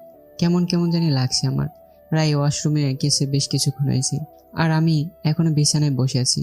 মনে মনে ভাবছি, না জানি আজ প্রথম রাতটা আমার কিভাবে কাটবে। অতঃপর রায় ব্ল্যাক অর্থাৎ কালো রঙের একটা শাড়ি পরে ওয়াশরুম থেকে বের হলেন, আর আমি মুগ্ধতার সীমা অতিক্রম করে নয়ন মেলে তাকিয়ে আছি। কালো রঙটা আমার বেশ পছন্দের। রায় এটা খুব ভালো করে জানতেন। হয়তো তার জন্যই আজ বিয়ের ফার্স্ট নাইট অর্থাৎ প্রথম রাতে আমার পছন্দের শাড়িটাই পরেছেন। রায় আমার কাছে এসে আমার কালো পাঞ্জাবিটা টেনে ধরে তার মুখের নিকটে নিয়ে এসে বললেন, শুনলাম আমার জন্য নাকি তুমি অস্থির হয়ে পড়েছিলে। না না, না মানে হ্যাঁ, তা তুমি কি আমায় ভালোবাসো? হয়তো। তার মানে আমায় তুমি ভালোবাসো? হুম। আজ আমি তোমার অতীত সম্পর্কে জানতে চাই। কি তোমার অতীত? কি হয়েছিল সেদিন? কেন তোমাকে সেদিন মিথ্যের অপবাদে ফাঁসানো হয়েছিল, যার জন্য তোমাকে 9 বছর অন্ধকার ওই কারাগারে কাটিয়ে দিতে হয়েছিল? প্লিজ, তুমি আজ আমার কাছ থেকে কিচ্ছু লুকাবে না। আজ এখন এই মুহূর্তে তোমার অতীত জীবন সম্পর্কে আমাকে বলতেই হবে। রায়ের হঠাৎ করে এমন কথা আমি বেশ কিছুটা হকচকে বললাম, আজ না প্লিজ, অন্য একদিন নিশ্চয়ই বলবো আমার অতীত জীবনে ঘটে যাওয়া স্মরণীয় প্রত্যেকটা গল্প। না প্লিজ শাহরিয়ার, আজ তোমাকে এখন এই মুহূর্ত থেকে আমায় বলতেই হবে তোমার অতীত জীবন সম্পর্কে। কখনো স্মরণ করতে চাইনি সেই দিনগুলোর প্রতি, কিন্তু মনে হয় আজ আপনাকে বলতেই হবে আমার জীবনে ঘটে যাওয়া সেই অভিশপ্ত দিনগুলোর কথা। আজ থেকে প্রায় 9 বছর আগের কথা। হাসি খুশিতে ভরপুর ছিল আমাদের পরিবারটা। আমার বাবা গ্রামের স্বনামধন্য হওয়ায় গ্রামের সব মানুষজন আমাদের খুব সম্মান করত। আমাদের গ্রামে সোনার টুকরা ছেলে বলে কেউ একজন ছিল। সেই ছেলেটি আর কেউই নয়, স্বয়ং আমি ছিলাম। পরিবার সহ গ্রামের সবাই আমাকে খুব ভালোবাসতো। ভালোবাসার কোনো কমতি ছিল না আমার। আনন্দেই দিন আসতো আর দিন পার হতো। তখন আমি সবে ইন্টার প্রথম বর্ষে ওঠা একজন ছাত্র ছিলাম। পাড়ার মোড়ে দাঁড়িয়েছিলাম। হঠাৎ এক পিচ্ছি ছেলে আমাকে এসে বলল, ভাইয়া ভাইয়া, আমায় একটু সাহায্য করুন। আমি আর আমার আপু মামার বাড়িতে যাচ্ছিলাম, তখন কিছু বাজে লোক আমার আপুকে খারাপ ভাষায় কথা বললে আমার আপু তার প্রতিবাদ জানালে ওরা আমার আপুর সাথে অসভ্যতা করতে থাকে। ওই যে দেখুন, এখনো আমার আপুর সাথে ওরা অসভ্যতা করছে। পিচ্ছি ছেলেটার কথা শুনে কিছুটা ডান দিকে তাকাতে দেখতে পেলাম সত্যি সত্যি তো একটা মেয়ের সাথে কিছু বকাটে ছেলেরা অসভ্যতম করছে। এ ধরনের অপরাধ আমাদের গ্রামে প্রায়ই হয়ে থাকে, যা প্রতিরোধ করার জন্য আমি এক দল গঠন করেছিলাম। দল গঠনের পর থেকে এসব অপরাধমূলক কাজ একদম কমে গেছিল। কিন্তু কুকুরের লেজ তো কুকুরের লেজই হয়, তার কখনো সোজা হয় না। অতপর আমি পিচ্ছি ছেলেটাকে নিয়ে সেই বকাটে ছেলেগুলোর নিকটে গিয়ে তাদের প্রত্যেককে উদ্দেশ্য করে বললাম, কি রে ভাই, সমস্যা কি? আমার কথার উত্তরে কেউ একজন বলল, তোর সমস্যা কি? দেখেছিস না একটা মালকে হাতের নিকটে পেয়েছি, শুধু শুধু ডিস্টার্ব কেন করছিস? ও আচ্ছা, আমার ইন্টারফেয়ার করাতে তোদের ডিস্টার্ব হচ্ছে তাই না? আমার কথা জবাবে আবার সেই ছেলেটা বলল, হ্যাঁ হচ্ছে, তাই তুই একা কি করবি আমাদের? অতপর শুধু একটা চিৎকার করেছিলাম। ইয়াং থেকে বয়স্ক লোকজন সবাই ছুটে এসেছিলেন। পরিশেষে আমার সাথে এত লোকজন দেখে ছেলেটার সঙ্গী সাথী সবাই পলায়ন করে। অতএব সেদিন নিজের থেকে বয়সে বড় ছেলেটাকে থাপ্পড় মেরে বলেছিলাম, নারীদের সম্মান করতে শিখ। রাতে সবার সাথে বসে খাবার খাচ্ছিলাম, তখন হঠাৎ আমার চাচাতো বোন দিয়া এসে আমার খাবারের প্লেটটা ফ্লোরে ছুঁড়ে মেরে চিৎকার দিয়ে বলল, আমাকে খারাপ খারাপ ইঙ্গিত আর মেসেঞ্জারে খারাপ খারাপ মেসেজ ভিডিও পাঠানো বন্ধ কর শাহরিয়ার। আজ যদি তোর মায়ের পেটের বোন হতাম আমি, তাহলে কি তুই আমার সাথে এরকম নোংরামি করার চেষ্টা করতে পারতি? হঠাৎ দিয়াপুর মুখ থেকে এমন কথার ধ্বনি শুনতে পেয়ে সবাই যেন আশ্চর্যের সীমা অতিক্রম করে ফেলে। চাচা দিয়াপুকে একটা কষে থাপ্পড় মেরে বললেন, ছি, তোর মাথা ঠিক আছে? কাকে কি বলছিস? হ্যাঁ, আমার মাথা ঠিক আছে, আর আমি সত্যি কথাই বলছি। ওকে জিজ্ঞেস করো ওর মাথা ঠিক আছে কিনা। অতপর আমি দিয়াপুর কথার জবাবে বললাম, আমার সম্বন্ধে এসব কি বাজে কথা বলছো দিয়াপু? তোর লজ্জা করে না? নিজের পশুরূপটা সবার সামনে ভালো মানুষের পোশাক পরিধান করে এভাবে ডেকে রাখতে? আপু, তোমার নিশ্চয়ই কোনো ভুল হচ্ছে। আমি কেন তোমার সাথে এরূপ কাজ করতে যাব? না, আমার কোনো ভুল হচ্ছে না। এই যে দেখ, তার প্রুফ। তুই আমাকে মেসেঞ্জারে এসব নোংরা নোংরা মেসেজ ভিডিও পাঠিয়েছিস আর মিথ্যা বলছিস না। এবার তো একটু সবটা স্বীকার কর, লজ্জা বোধ কর। অতঃপর আমি কিছু বলতে যাব তার আগে ভাইয়া নিজের খাবার ছেড়ে ডাইনিং টেবিল থেকে উঠে দিয়া আপুর থেকে ফোনটা নিয়ে মেসেঞ্জার চেক করার পর বলল, এইসব SMS ভিডিও প্রায় 3 দিন আগে পাঠানো হয়েছে। আর শাহরিয়া তো তখন বাসায় ছিল না। আর সব থেকে মূল্যবান কথা হচ্ছে, শাহরিয়ার ফোন তো বাড়িতে চার্জিং অবস্থায় ছিল। তো ও কি করে তোমাকে এসব নোংরা ভিডিও SMS পাঠাবে? ভাইয়ার কথা শুনে যেন দিয়া আপু বেশ খানিকটা চুপসে গেল। পরিশেষে আমতা আমতা করে বলল, হয়তো ওর কোনো বন্ধু ফোন দিয়ে আমাকে এসব পাঠিয়েছে। দিয়াপুর কথা শুনে ভাইয়া একটু মুচকি হাসলো এবং গম্ভীর গলায় বলল, আমি তুমি সবাই এটা খুব ভালো করে জানি যে শাহরিয়া যেসব বন্ধুদের সাথে প্রতিনিয়ত চলাচল করে তাদের কারোই অ্যান্ড্রয়েড ফোন নেই। তাহলে এসব কি করে বা বলতে পারছো তুমি? বাড়িতে আজ বাইরের অনেক মানুষের আনাগোনা হয়েছে, হয়তোবা তাদের মধ্যে এমন কেউ কাজ করেছে। ভাইয়ের কথাগুলো শুনে দিয়াপু আর কিছুই বলল না। আমতামতা করে নিজের রুমে চলে গেল এবং যাওয়ার আগে দিয়াপু আমার দিকে এক অদ্ভুত রাগী চাহনিতে তাকিয়েছিল। জানি না তার কারণ কি। এখনো চুপচাপ বসে মা বাবার যার যার মতো খাবার খাচ্ছেন। এতক্ষণ এখানে কি হয়েছে বা কি হলো তা নিয়ে যেন কারো কোনো মাথা ব্যথাই নেই, কারণ তারা খুব ভালো করেই জানে এ ধরনের অন্যায়মূলক কাজ অন্তত আমি করতে পারি না। পরের দিন কলেজে গিয়ে দেখে দিয়াপু সেই বকাটে ছেলেদের সাথে গা ঘেঁষে বসে রয়েছে, যাকে আমি সেদিন থাপ্পড় মেরে বলেছিলাম নারীদের সম্মান করতে সে। দিয়াপুর সাথে এই বকাটে ছেলেটাকে দেখে সত্যি আমি বেশ খানিকটা হতভঙ্গ হয়ে গিয়েছিলাম। অতঃপর দিয়াপুকে যখন বললাম, আপু তুমি বাজে ছেলেটার সাথে কি করছো, ও ভালো নয়, তুমি কেন ওর সাথে গা ঘেঁষে এভাবে বসে আছো? আমার কথার উত্তরে সেদিন আপু আমায় খুব জোরে থাপ্পড় মেরে বলেছিলেন, তুই কি বুঝিস ভালো মন্দ সম্পর্কে? আমাকে শেখাতে বা জ্ঞান দিতে আসিস না যে কে ভালো আর কে খারাপ। সেদিন আর কিছুই বলার সুযোগ পাইনি আমি। দিয়াপুর করা অপমানগুলো আর সহ্য করতে না পেরে সেখান থেকে চলে এসেছিলাম। জানি না দিয়াপু আমার সাথে কেন এমন করে। সেই ছোট্টবেলা থেকে দিয়াপু আমায় দু চোখে দেখতে পারে না, আর এখনো হয়তো তার এই স্বভাবটা যায়নি। তাই তো সুযোগ পেলে আমাকে বিভিন্নভাবে ছোট করার চেষ্টা করে। তারপরেও আমার দিয়াপুর উপর কোনো রাগ অভিমান নেই। জানি না সে আমাকে কেমন চোখে দেখে, তবে আমি দিয়াপুকে সর্বদা নিজের বোনের দৃষ্টিতেই দেখি। যে করে হোক আমাকে দিয়াপুকে বোঝাতেই হবে, বিশ্বাস করাতেই হবে সে যে ব্যক্তির হাত ধরেছে সে আসলে কারো হাত পাওয়ার যোগ্যই না। পরিশেষে দিয়াপুকে আমি যেভাবে পেয়েছিলাম সেভাবে বোঝানোর চেষ্টা করেছি, কিন্তু দিয়াপু জবাবে প্রতিবারই যেমন করে হোক যেভাবেই হোক আমাকে লাঞ্ছনা অপমান ঠিকই করে ছেড়েছে। অতঃপর আমি সব ক্ষেত্রে দিয়াপুকে বোঝাতে অক্ষম হই। আজ যখন সকালে দিয়াপুকে সবার আড়ালে অনবরত বমি করতে দেখি, তখন কেন জানি মনের ভিতরে কিছুটা সংশয় জেগে উঠেছিল। তবে পরবর্তীতে তেমন একটা গুরুত্ব আকারে ব্যাপারটি নেইনি। পরের দিন কলেজে যাওয়ার পথে অনেকদিন পর পুরনো এক ক্লোজ ফ্রেন্ডের সাক্ষাৎ পাবো যে তা আমার ধারণার বাইরে ছিল। রাস্তায় দাঁড়িয়ে কথা বলছিলাম, তখন আমার সামন দিয়ে দিয়াপু আর সেই বকাটে ছেলেটা অর্থাৎ রিয়াজ যাচ্ছিল। তাদেরকে দেখে আমার সেই পুরনো ক্লোজ ফ্রেন্ড রাহুল হঠাৎ বলে উঠল, আচ্ছা দোস্ত, এটা কি তোর চাচাতো বোন ছিল না? হ্যাঁ, কিন্তু কেন? না, আসলে তোর চাচাতো বোন আর তার সাথে থাকা ছেলেটাকে বেশ কয়েকবার আবাসিক হোটেলের সম্মুখে দেখেছিলাম। হঠাৎ রাহুলের এমন কথা শুনে কিছুটা সংকোচ বোধ করলাম আমি। অতঃপর সেদিন রাহুলকে বাই বলে কলেজে চলে এসেছিলাম আমি। নানা ধরনের দুশ্চিন্তা মাথায় চারপাশে ঘুরপাক খাচ্ছিল। গতকাল দিয়াপুর সবার আড়ালে গিয়ে এরূপ অনবরত বমি করা, আর আজকে অনেকদিন পর দেখা পুরনো বন্ধুর মুখে এরূপ কথা শোনা, সত্যি মনে মনে কেমন যেন সন্দেহ হতে লাগছে আমার। আরও কয়েকটা দিন পার হয়ে গেল। আজ আমার দূর এক আত্মীয়র মেয়ের বিয়ে। আমি আর দিয়াপু ছাড়া বাড়ির সবাই বিয়ে বাড়িতে গেছি।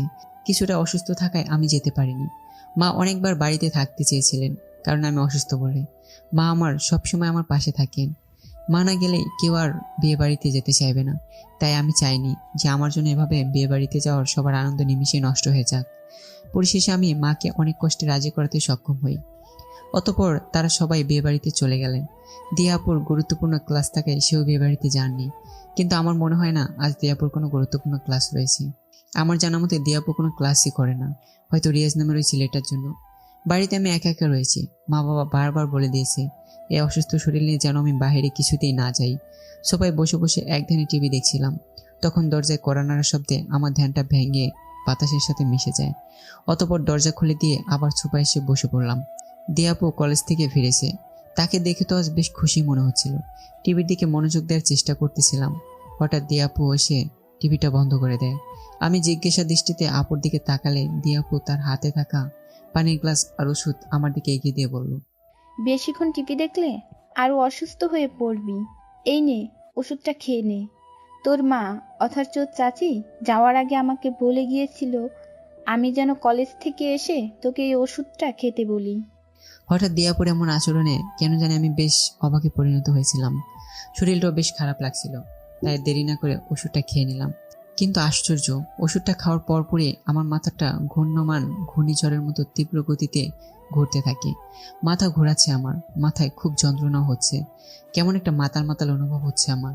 শরীর দুর্বল হয়ে আসছে, চোখের দৃষ্টি স্পষ্ট থেকে অস্পষ্ট হয়ে আসছে, হাত পা থরথর করে কাঁপছে, গলার স্বর বন্ধ হয়ে আসছে। হঠাৎ ফ্লোরে রুটিয়ে পড়ি আমি। তারপর আর কোনো কিছু বলতে কিছুই মনে নেই আমার। যখন আবার চোখের পাতা মেলে তাকাই তখন আশেপাশে মা বাবা, ভাইয়া, চাচি, চাচা সবাইকে দেখতে পেয়েছিলাম। কিন্তু আমার প্রতি তাদের প্রত্যেকের চোখের দৃষ্টি যেন বেশ অন্যরকম লাগছিল। পরিশেষে জানতে পারি আমি নাকি নেশা করে দিয়াপুকে ধর্ষণ করেছি। কথাটা শোনা মাত্রই আমি যেন সম্পূর্ণ বোবা হয়ে গিয়েছিলাম। মুখ থেকে যেন আমার কোনো শব্দই বের হচ্ছিল না তখন। অবাকের সীমা তো সেই কখন অতিক্রম করে ফেলেছিলাম। মাথাটা এখনো ঘোরাচ্ছে আমার, শরীরটা বেশ দুর্বল দুর্বল অনুভব হচ্ছে। ডান দিকে কিছুটা দূরে বসে কাঁদছে দিয়াপু। তার জামার বেশ কয়েক অংশ ছেঁড়া। অনেকেই সান্ত্বনা দেওয়ার চেষ্টা করছে দিয়াপুকে। আমার মাথায় যেন কিছুই ধরছে না, কি হচ্ছে এসব। অতঃপর ভাই আমাকে জিজ্ঞেস করলেন, তুই সত্যি কি এসব দিয়ার সাথে করেছিস? ভাইয়ার কথার উত্তরে আমি আশ্চর্য হয়ে বললাম, বিশ্বাস করো ভাইয়া, কসম করে বলছি আমি দিয়াপুর সাথে এমন কিছুই করিনি। তুমি তো জানোই আমার সম্বন্ধে, তাহলে এসব কেনই বা বলছো আমায়? আমার বলা কথা শেষ না হতেই দিয়াপু উঠে দাঁড়িয়ে চিৎকার করে বলল, মিথ্যে, ও এখনো মিথ্যেই বলছে। ওর আগে থেকেই আমার উপর ক্ষুধার্ত হাংরাদের মতো নজর ছিল। আজ কলেজ থেকে এসে ওকে হাতে নাতে নেশা করতে দেখেছিলাম আমি, কিন্তু পরক্ষণেই ও আমার উপর ক্ষুধার্ত জানোয়ারের মতো ঝাঁপিয়ে পড়ে। পরিশেষে আমাকে বেঁচে থাকার অধিকারটা চিরকালের জন্য কেড়ে নেয়। জোর করে আমার পবিত্র থেকে অপবিত্র করে, সবচেয়ে বড় সর্বনাশ করে আমার। আমি জানি খুব ভালো করে অনেকেই হয়তো আমার মুখের বলা কথাগুলো বিশ্বাস করতে কিছুই করবে না, কিন্তু আজ সবাইকে আমার কথা বিশ্বাস করতেই হবে। এই যে সামনে দাঁড়িয়ে থাকা ছেলেটা আসলে একটা মুখোশধারী নরপশু। আমার সর্বনাশ করার আগে ওর ফোনে ভিডিও রেকর্ডার চালু করে রেখেছিল, যাতে পরবর্তীতে আমাকে এই ভিডিওটার ভিত্তিতে নিজের বশে রাখতে পারে। কিন্তু আজ এই ভিডিওটা সবার সামনে এর মুখোশ উন্মোচন করবে। নিজের ফাঁদে নিজেই ফেঁসে গেল। অতিরিক্ত নেশা করার ফলে অতঃপর ও একসময় জ্ঞান শূন্য হয়ে পড়ে। অতএব সেই মুহূর্তে বেশ কয়েকবার সুসাইড করার সিদ্ধান্ত মাথায় টোকা দিয়ে দিচ্ছিল, কিন্তু সুসাইড করতে গিয়েও করতে পারিনি, কারণ সে সময় আমার মনে হয়েছিল এই কাজটা বেটার হবে না। সুসাইড অথবা আত্মহত্যা সব সমস্যার সমাধান হয় না, অথচ এটা বোকামি ছাড়া আর কিছুই না। পরিশেষে যখন আমি নিজেকে বহু বাধার সম্মুখীন হয়ে কোনো মতে সামলে নিয়ে ভিডিও রেকর্ডার প্রমাণস্বরূপ নিজেকে আয়ত্তে নিয়ে এসে প্রতিনিয়ত ভেজা চোখে তাকিয়েছিলাম বাহিরের দিকে, কখন তোমরা সবাই আসবে অপেক্ষায় প্রহর গুনে বসেছিলাম আমি। হয়তো আমি শাহরিয়ারকে কিছুটা দেখতে পারতাম না, কিন্তু তবুও ওকে আমি সর্বদা নিজের আপন ভাইই ভাবতাম, ভাই মনে করতাম। কখনো ভাবতে পারিনি আমিও আমার সাথে এরকম এত বড় একটা অন্যায় করবে। দিয়াপুর প্রত্যেকটা কথা যেন আমার দেহ ভেদ করে চলে যায়। কি সব বলছে সে! ছি, এতটা নিচু মন মানসিকতা দিয়াপুর ভাবলে গাটা শিরশির করে ওঠে। সবাই দিয়াপুর কথা শুনে স্তব্ধ হয়ে যায়। কারো মুখে কোনো কথা নেই, সবাই নিশ্চুপ হয়ে তাকিয়ে আছে আমার দিকে। অতঃপর ভাইয়া দিয়াপুর হাতে থাকা ফোনটা নিয়ে ভিডিও প্লে করে কিছুটা দেখতেই নিজের চোখগুলো বন্ধ করে ফেলে। পরিশেষে সেই ভিডিওটার মধ্যেই আমি সবার সামনে দর্শক হিসেবে চিহ্নিত হই। আমাকে জ্ঞানহীন করার পরপরই ভিডিওটা করা হয়েছে। রেকর্ডিংটা এমনভাবে করা হয়েছে যে কেউ একবার দেখলে খুব সহজে বলে দিতে পারবে আমি দিয়াপুকে ধর্ষণ করেছি। কিন্তু সত্যি তো এটাই যে আমি দিয়াপুর সাথে এমন কিছুই করিনি। কিন্তু দিয়াপু এমন কেন করলো? কি তার উদ্দেশ্য? কি বা লাভ তার? কেনই বা আমাকে এভাবে তার বোনের জালে ফাঁসিয়ে দিল? সেদিন প্রথমবারের মতো মা বাবা আমার গায়ে হাত তোলে। আমাকে সবার সম্মুখে কুলাঙ্গার চরিত্রহীন একজন দর্শক বলে সম্বোধন করেছিল। মা মুখ ঘুরিয়ে নিয়েছিল। ভাইয়াও সেদিন আমাকে ধিক্কার জানিয়েছিল। যে চাচার সবসময় বুকে বসবাস করতাম আমি, সেই চাচাই সেদিন ঘৃণায় আমাকে বুকের মাঝ বরাবর লাথি মেরেছিল। সেদিন আমি চিৎকার করে বলেছিলাম, এসব মিথ্যে, আমি ধর্ষণ করিনি। দিয়াপু মিথ্যা বলেছে, আমি দোষী নই, নির্দোষ, নিরপরাধ আমি। কিন্তু সেদিন আর কেউ আমার কথা শুনেনি, আমায় বিশ্বাস করেনি, আমার কোনো কথাই শুনতে চাইনি। সবাই সেদিন আমাকে ধিক্কার জানিয়েছিল, আঙ্গুল দিয়ে আমাকে ধর্ষণ, চরিত্রহীন, কুলাঙ্গার বলে লাঞ্ছনা অপমান করেছিল। গ্রামের মানুষজন আমার দিকে তাকিয়ে ছিছি করেছিল। অতঃপর দিয়াপুর মেডিকেল টেস্ট করা হয়। রিপোর্টে স্পষ্ট উল্লেখ করা ছিল দিয়াপু শারীরিক নির্যাতনের শিকার হয়েছে। সবশেষে আমাকে হাত করা পরিয়ে টেনে হিঁচড়ে আদালতে তোলা হয় আমার বিচার কার্যের জন্য। ধর্ষণের মিথ্যা প্রমাণের পাশাপাশি আমার বিরুদ্ধে আরো অনেক মিথ্যা প্রমাণ আদালতে পেশ করা হলো। আমি নাকি নেশা করতাম, ড্রাগস নিতাম, ইয়াবা সেবন করতাম। আমি কিশোর গ্যাংয়ের সাথে সম্পূর্ণ জড়িত আছি এবং সবার আড়ালে বিভিন্ন কিশোর অপরাধ অনবরত করেই যাচ্ছি। সেদিন অসহায়ের মতো শুধু তাকিয়ে থাকা ছাড়া আর কিচ্ছু করা ছিল না আমার। আমি সম্পূর্ণ ধ্বংস হয়ে গিয়েছিলাম, সর্বহারা হয়ে গিয়েছিলাম। কেউ ছিল না আমার পাশে, সবাই ছিল আমার বিপক্ষে। পরিশেষে আমার দীর্ঘ 9টা বছরের জন্য অন্ধকার কারাগারে পাঠানোর নির্দেশ আদালত থেকে দেওয়া হয়। 9টা বছর আমি বাহিরের আলো দেখতে পারিনি, বাহিরের পরিবেশের সাথে পরিচয় হতে পারিনি। 9টা বছর আর নদীর পাড়ে বসে সূর্য ডোবা দেখতে পাইনি। আর পরন্ত বিকেলে আঁকা বাঁকা পথে একে অপরের হাত, কাপলদের হাঁটাহাঁটি দেখতে পাইনি। আর রোজকার মতো আকাশ ভরা ঝিলমিল করতে থাকা চকচকে তারাগুলো। রাত আর দিন আমার কাছে একই মনে হয়েছিল। প্রতিটা দিন, সময়, মুহূর্ত আমার দু চোখ জলে জর্জরিত হয়ে কেটেছে। দোষী না হয়েও দোষীদের খাতায় নাম লিখে সাজা ভোগ করতে হয়েছিল আমায়। সকাল হলে পুলিশের লাথি খেতে হয়েছিল আমায়। মাঝে মধ্যে তাদের করা টর্চারের সম্মুখীনও হতে হয়েছে। প্রতি মুহূর্তে মৃত্যুকে ডেকেছিলাম আমি, কিন্তু মৃত্যু এসে আমার সামনে হাজির হয়নি। অতএব 9টা বছর পর জেল থেকে বের হয়ে আবার নিজ সেই ঠিকানায় পা বাড়িয়েছিলাম। সেখানে গিয়ে আবারও অপমান, লাঞ্ছনের শিকার হই এবং শেষে মায়ের মৃত্যুর দুঃখ সংবাদটাও শুনতে পাই আমি। 9 বছর পর জেল থেকে এসে তাদের থেকে পাওয়া আবার সে বিভিন্ন অপমান, লাঞ্ছনা সহ্য করার পরেও একই কথা আবারও বলেছিলাম, আমি নির্দোষ। কিন্তু তবুও কেউ বিশ্বাস করতে পারলো না। হয়তো আমার প্রতি তাদের প্রত্যেকের বিশ্বাস সে কবে উঠে গেছে। গ্রাম থেকে চলে আসার সময় ছোট ছোট ছেলেমেয়েরা পর্যন্ত আমাকে ইট পাথর ছুঁড়ে মারার জন্য একে অপরের প্রতিদ্বন্দ্বী হয়েও দ্বিধাবোধ করেনি। ঢাকায় এসে ঠিকানাহীন এদিক ওদিক ঘুরছিলাম। থাকার কোনো জায়গা ছিল না আমার। পা যতক্ষণ চলছিল ততক্ষণই হাঁটার চেষ্টা করছিলাম। কিন্তু হুট করে পুলিশ এসে আমাকে থানায় নিয়ে এসে মিথ্যা অপরাধের ভিত্তিতে প্রচুর পরিমাণ মারধর করে। পরের দিন ছেড়ে দেয়। পরিশেষে বহু কষ্টের সম্মুখীন হয়ে জানতে পারি এর পেছনেও আমার চাচাতো বোন নামক ওই দিয়া মেয়েটারই হাত রয়েছে। জানি না আবার কখন দিয়া নামক মেয়েটার সম্মুখীন হতে হবে বা হতে পারবো। তবে সৃষ্টিকর্তা যদি আবার ওর সম্মুখীন আমার সাথে করায়, তাহলে আমি সেদিন খুব করে জিজ্ঞেস করব, কেন সে আমার সাথে এত বড় একটা নিষ্ঠুর থেকে নিষ্ঠুরতম অন্যায় কাজ করলো? কেন সেদিন আমি মিথ্যা অপবাদে ফাঁসিয়ে দিয়েছিল? সবার সামনে আমাকে দর্শক হিসেবে পরিচয় করিয়ে দিল, যার জন্য আমাকে বছরের পর বছর অন্ধকার কারাগারে দোষ না করার সত্ত্বেও কাটিয়ে দিতে হয়েছে। আমি কি এমন করেছিলাম তার সাথে? কি অপরাধ ছিল আমার? কি এমন ক্ষতি করেছি আমি দিয়া নামক সেই মেয়েটার, যার জন্য আমায় এভাবে মিথ্যা প্রমাণের ভিত্তিতে এত বড় এক অপরাধে ফাঁসিয়ে দিল, আমাকে ধর্ষণের শীর্ষে তুলে দিল, এভাবে মৃত্যুর অতি নিকটে ঝুঁকিয়ে দিল, ভেঙে চুরে তূর্ণ বিচূর্ণতে রূপান্তরিত হতে বাধ্য করলো আমায়। নিজ বাসর ঘরে বসে দুঃখের চাদরে মোড়ানো আমার জীবনের গল্প এতক্ষণ রায় নামক পবিত্র মনের অধিকারী, যে কিনা এখন আমার সারা জীবনের সুখ দুঃখের ভাগিদার বা জীবনসঙ্গী, তাকে শোনালাম। আমার জীবনের গল্প শুনে রায় যেন পুরাপূর্ণ ভাগরুদ্ধ হয়ে যান। কি বলবে আমায় কিছু যেন মনে হচ্ছে। এখন আর তার মাথায় আসছে না কি বলবে। চোখ ভর্তি অশ্রু নিয়ে রায় আমাকে বেশ খানিক শক্ত করে জড়িয়ে ধরলেন। হঠাৎ মধুর কণ্ঠে মসজিদের মাইকে শোনা যাচ্ছে আজান। আজান শোনা মাত্র রায় আমাকে ছেড়ে দিয়ে নিজ চোখের জল এবং আমার চোখের জলগুলোর শাড়ির আঁচল দিয়ে মুছে দিল এবং একসাথে নামাজ আদায় করার জন্য আমাকে বেশ সতর্কতার সাথে ওয়াশরুমে নিয়ে গেল। অবশেষে আমরা উভয়ে একসাথে উজু করে এসে নামাজ আদায় করলাম। আস্তে আস্তে আমাদের বেশ কয়েকদিন খুব ভালোভাবে বৈবাহিক জীবন পার হয়। আজ রায়ের এক বান্ধবীর বিয়েতে রায়কে আমাকে বাধ্যতামূলক আসতে বলা হয়েছে। রায়ের মা বাবার আবার বিয়েতে যেতে তেমন একটা ভালো লাগে না, তাই তারা আমাদের সাথে যেতে নারাজ।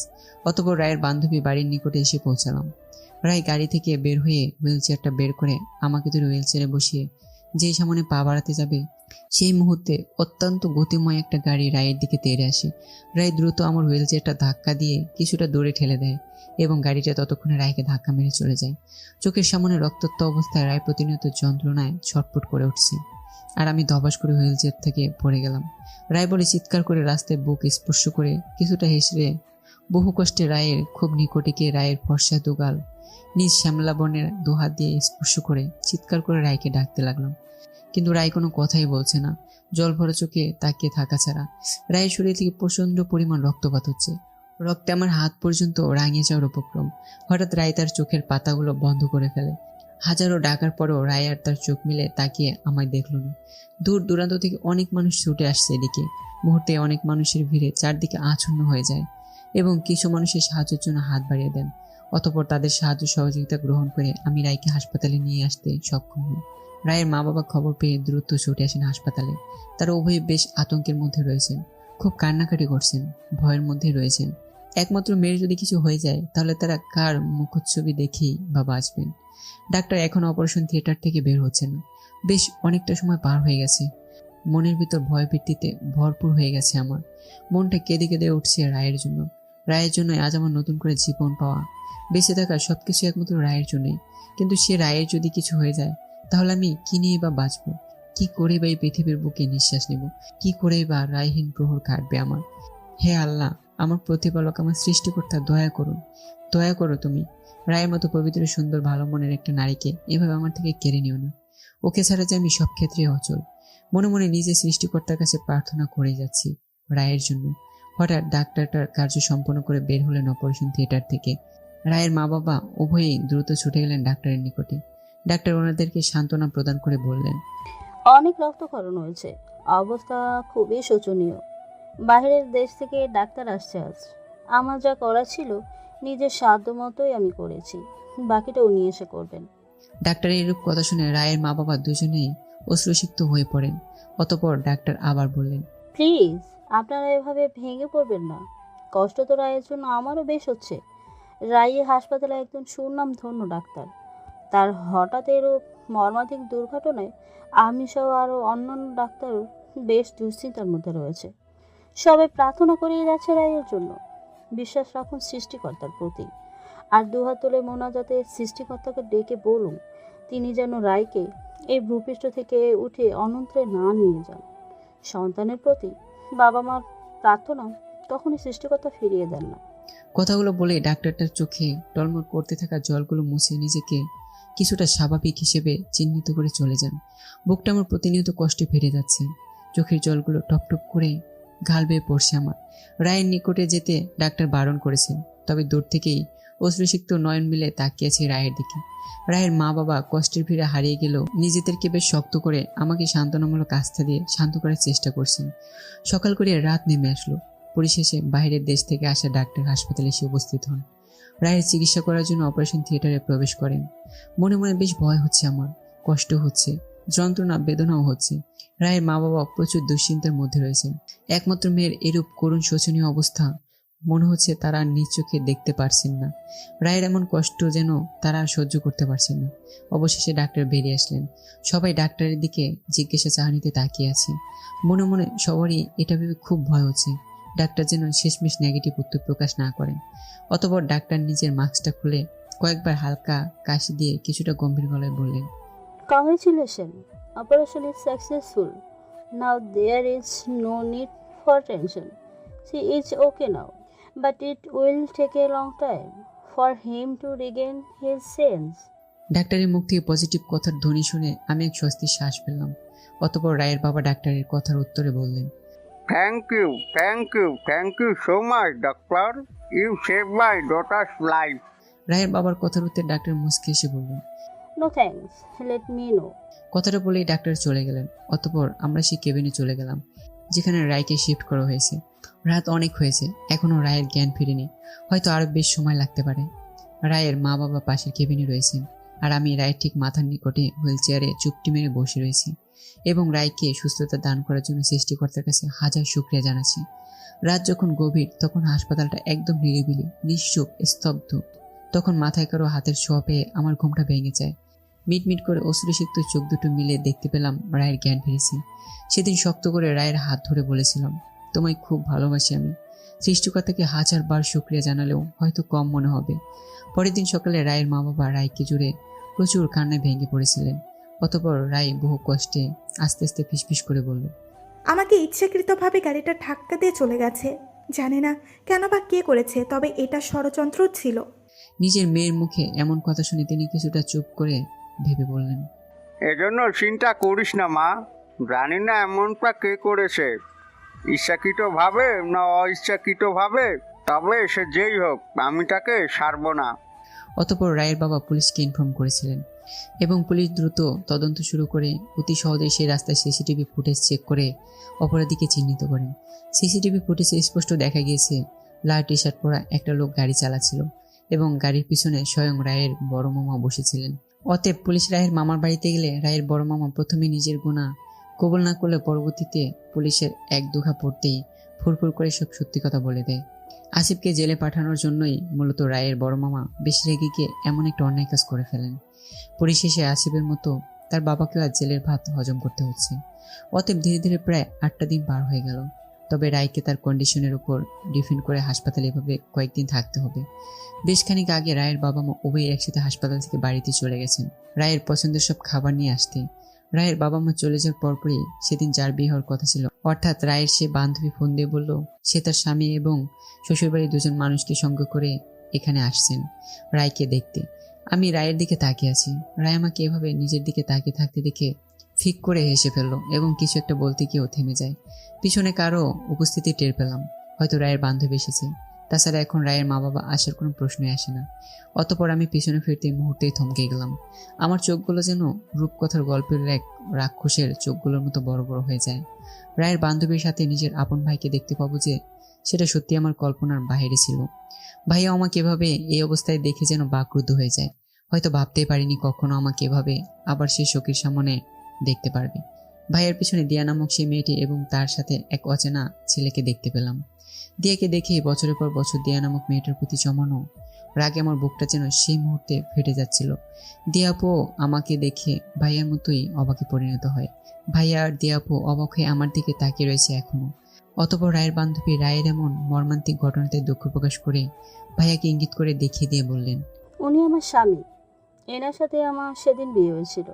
স্বামী হিসাবে ওনাকে পেয়ে আমি সত্যি ভাগ্যবান একজন নারী। তার মানে রায়ের বান্ধবীর সাথে সেদিন ভাইয়ার বিয়ে হয়েছিল? ভাইয়া এখনো চোখ বড় বড় করে আমার দিকে তাকিয়ে রয়েছে, সঙ্গে দিয়া আপু। চুপ করে হুইল চেয়ারে মাথা নিচু করে বসে রয়েছে আমি। হঠাৎ ভাইয়া হক চুকিয়ে আমাকে দেখিয়ে দিয়ে বলে ফেললো আমি কে। ভাইয়ার কথা জবাবে রায়ের বান্ধবী কিছু বলতে যাবে তার আগে দিয়া আপু ব্যঙ্গ করে আমাকে উদ্দেশ্য করে বললেন, আরে কেই বা হবে আর, নিশ্চয় বাড়ির কাজের ছিলে। এই ছোট লোক বের হয়ে যায় এখান থেকে। আমার তোর মতো ছোট লোককে দেখতে আসিনি এখানে, একজন নামকরা সুনন্দন ডাক্তারকে দেখতে এসেছি। আর আপনি কাদের কাজে রেখেছেন? আপনার ওদের প্রতি কোনো ধারো? অতঃপর দিয়াপুকে হাতের ইশারায় থামিয়ে দিয়ে রায় নিজের বেশ খানিক কাছে দিয়াপুকে ডেকে কষে একটা থাপ্পড় লাগিয়ে দেয়। রায়ের শরীর দুর্বল হলেও তারপরও থাপ্পড়টা হয়তো বেশ জোরেই দিয়াপুর ফর্সা গেলে পড়েছে, যা দিয়াপুকে দেখলে স্পষ্টই বোঝা যায়। রায় যে হঠাৎ এমন কিছু করবে সেটা আমি তেমন একটা ভাবতেই পারিনি। সবাই যেন কয়েক মুহূর্তের মধ্যে স্তব্ধ হয়ে যায়।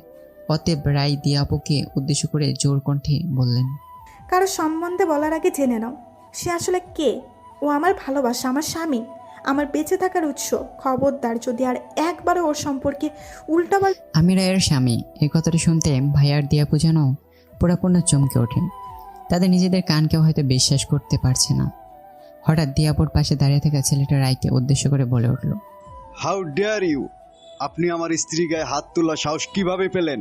Just shut up. আপনার স্ত্রীর সাহস হয় কি করে না জেনে শুনে আমার হাজব্যান্ডকে এভাবে অপমান করার? Just enough, get out of front of my eyes, you too. রায়ের এরূপ রাগান্বিত কথা শুনে ছেলেটা আর কিছুই বলল না। দিয়াপুকে নিয়ে রাগে মুড নিয়ে কেবিন থেকে বেরিয়ে যায়। তাদের পেছনে পেছনে ভাইয়াও চলে যায়। তবে যাওয়ার আগে বেশ কয়েকবার আমার দিকে তাকিয়েও ছিল। কিছু একটা বলতে গিয়েও না বলে নিশ্চুপ হয়ে চলে যায়। রায়ের বান্ধবী তাদের হাজার বাধা দেওয়ার চেষ্টা করলেও পরিশেষে ঠিকই ব্যর্থ হয়। অতঃপর রায়ের বান্ধবী রায়ের নিকটে এসে অনুরোধ সহকারে বললেন, প্লিজ রাই, তুই কিছু মনে করিস না। আমার ননদ ঠিক বুঝতে পারেনি, না বুঝে ভুল করে ফেলেছে। ওর পক্ষ থেকে আমি তোর কাছে ক্ষমা চেয়ে নিচ্ছি। রায় তার বান্ধবীর কোনো কথাতে ভ্রুক্ষেপ করলো না। অতঃপর রায়ের বান্ধবী বেশ উপলব্ধি করতে পেরেছিল যে রায় খুব রেগে আছে। রায়ের কথা না বেড়ে সেও আসি বলে চলে যায়। আমি এটা ভেবে অবাক হচ্ছি, দিয়াপুর সাথে তাহলে রিয়াজের বিয়ে হয়নি, কিন্তু কেন? এতদিন অতীতে স্মরণীয় দিনগুলোর কথা প্রায় ভুলেই গিয়েছিলাম, কিন্তু আবার সেই পুরনো অতীত আমাকে তাদের খাদ্য হিসেবে ছিঁড়ে ছিঁড়ে খাচ্ছে। বুকের ভেতরটা ফেটে যাচ্ছে এই ভেবে আমি কখনইকার নিজের পরিবার, নিজ গ্রামের সম্মুখে মাথা উঁচু করে দাঁড়াতে পারবো না। আমি কি তাদের প্রত্যেকের চোখে একজন কোলাঙ্গার চরিত্র হিসেবেই অন্তিম শ্বাস পর্যন্ত রয়ে যাব? আজ খুব ইচ্ছে হয়েছিল দিয়াপুকে প্রশ্ন করতে, সে কেন আমার সাথে এত বড় একটা অন্যায় করলো? কেন সবার সম্মুখে আমাকে পৃথিবীর নিকৃষ্ট একজন মানুষ হিসেবে চিহ্নিত করে দিল? আজ মন আমার খুব করে বলতে চেয়েছিল, কিন্তু কেন যেন কোনো এক অদৃশ্য বাধা আমাকে থামিয়ে দেয়। আমি হাজারবার চাইলেও কেন যেন কিছুতেই বলতে পারলাম না। হঠাৎ রায় আমাকে স্পর্শ করে বলল, কি হয়েছে? তোমার মন খারাপ? মনে তো হচ্ছে ওই মেয়েটার কথাই কষ্ট পেয়েছো। রায়ের কথার উত্তরে আমি বললাম, না রায়, আমার কষ্টটা অন্য জায়গায়। আপনি কি জানেন, প্রতিটা মুহূর্তে আমি এটা ভেবে খুব কষ্ট পাই, আমি কি কখনো আর নিজেকে নির্দোষ প্রমাণিত করতে পারবো না? সারা জীবনে কি এভাবে সবার সামনে একজন অপরাধী হয়ে যাব? সুষ্ঠু বিচার কি পাবো না আমি? যতই অতীত থেকে নিজেকে সম্পূর্ণ লুকানোর চেষ্টা করি, ততই অতীত আমাকে ঠিকই খুঁজে বের করে কষ্ট, যন্ত্রণা, বেদনা অনুভব করায়। হয়তো আর কখনো নিজেকে প্রমাণ করতে পারবো না আমি নির্দোষ। হয়তো আর হবে না মাথা উঁচু করে গ্রামের মাটির রাস্তায় জুতাহীন হাঁটাহাঁটি করা। আর হবে না সেই নদীর ধারের কাশফুলের মেলায় নিজেকে উৎসর্গ করে দেওয়া। হবে না আর পথ চলা, হাঁটাহাঁটি বাবার হাতটি ধরে। আর হয়তো কেউ বলবে না, ওই যে দেখ সোনার টুকরো ছেলে। আগের সোনালি দিনগুলোর স্মৃতি প্রতিটা মুহূর্ত আমার চোখকে অশ্রুসিক্ত করতে বাধ্য করে। আমি কাঁদতে পারি না আপনার সামনে, কারণ আমি জানি আমার কষ্টে আপনিও কষ্ট পান। আমাকে কাঁদতে দেখলে আপনিও কাঁদেন, তাই কাঁদতে হয় আমাকে সবার আড়ালে, রাতের অন্ধকারে। জানি না কি এমন পুণ্য করেছিলাম আমি, যে আল্লাহ আপনার মতো একজন সুন্দর মনের মানুষের মনের গহীনে আমাকে ঠাঁই করে দিয়েছেন। অতঃপর আর কিছু বললাম না, আমি চুপচাপ হুইল চেয়ারেই বসে রয়েছি। হয়তো এই হুইল চেয়ারেই আমাকে অন্তিম শ্বাস পর্যন্ত বসে থাকতেই হবে। নিয়তির খেলা, সৃষ্টিকর্তার ইচ্ছে মানতে তো হবেই। খুব ইচ্ছে করে আবার আগের মতো হাঁটতে, কিন্তু হয়তো আর হবে না আমার ইচ্ছে পূরণ। অশ্রুতে চোখ আমার কিছুটা ঝাপসা হয়ে আসছে। অতঃপর রায় বললেন, তুমি বাঁচবে মাথা উঁচু করে, আবার সেই পুরনো দিনেকার মতো। তোমার উপরে থাকা মিথ্যে কলঙ্কের দাগগুলোও মুছে যাবে, থাকবে না। আর তুমি সবার সামনে ধর্ষক রূপে। ভরসা রাখো সৃষ্টিকর্তার উপরে। তুমি নিশ্চয়ই আবার হাঁটবে, নিজের পায়ে হাঁটবে, উঠে দাঁড়াবে। দেখবে আবার জগৎটাকে নতুন রূপের বর্ণনায়। এই লড়াইটা তোমার একার নয়, স্বয়ং আমারও। অপেক্ষা করো, হয়ে যাবে ঠিক। তোমার সব কিছু মুছে যাবে, তোমার উপরে থাকা সমস্ত অপবাদ। শাস্তি পাবে নিশ্চয়ই সে যে তোমাকে ফাঁসিয়েছিল তার বানানো মিথ্যা মাকড়াস্বর জালে। কেঁদো না তুমি, পেও না দুঃখ। সময় আসবে তোমারও, তুমি হাসবে সেদিন, কাঁদবে দোষী, হয়ে যাবে সব ঠিক। কথাগুলো বলার পরপরই রায় তার হাত বাড়িয়ে আমার চোখের অশ্রু মুছে দিল।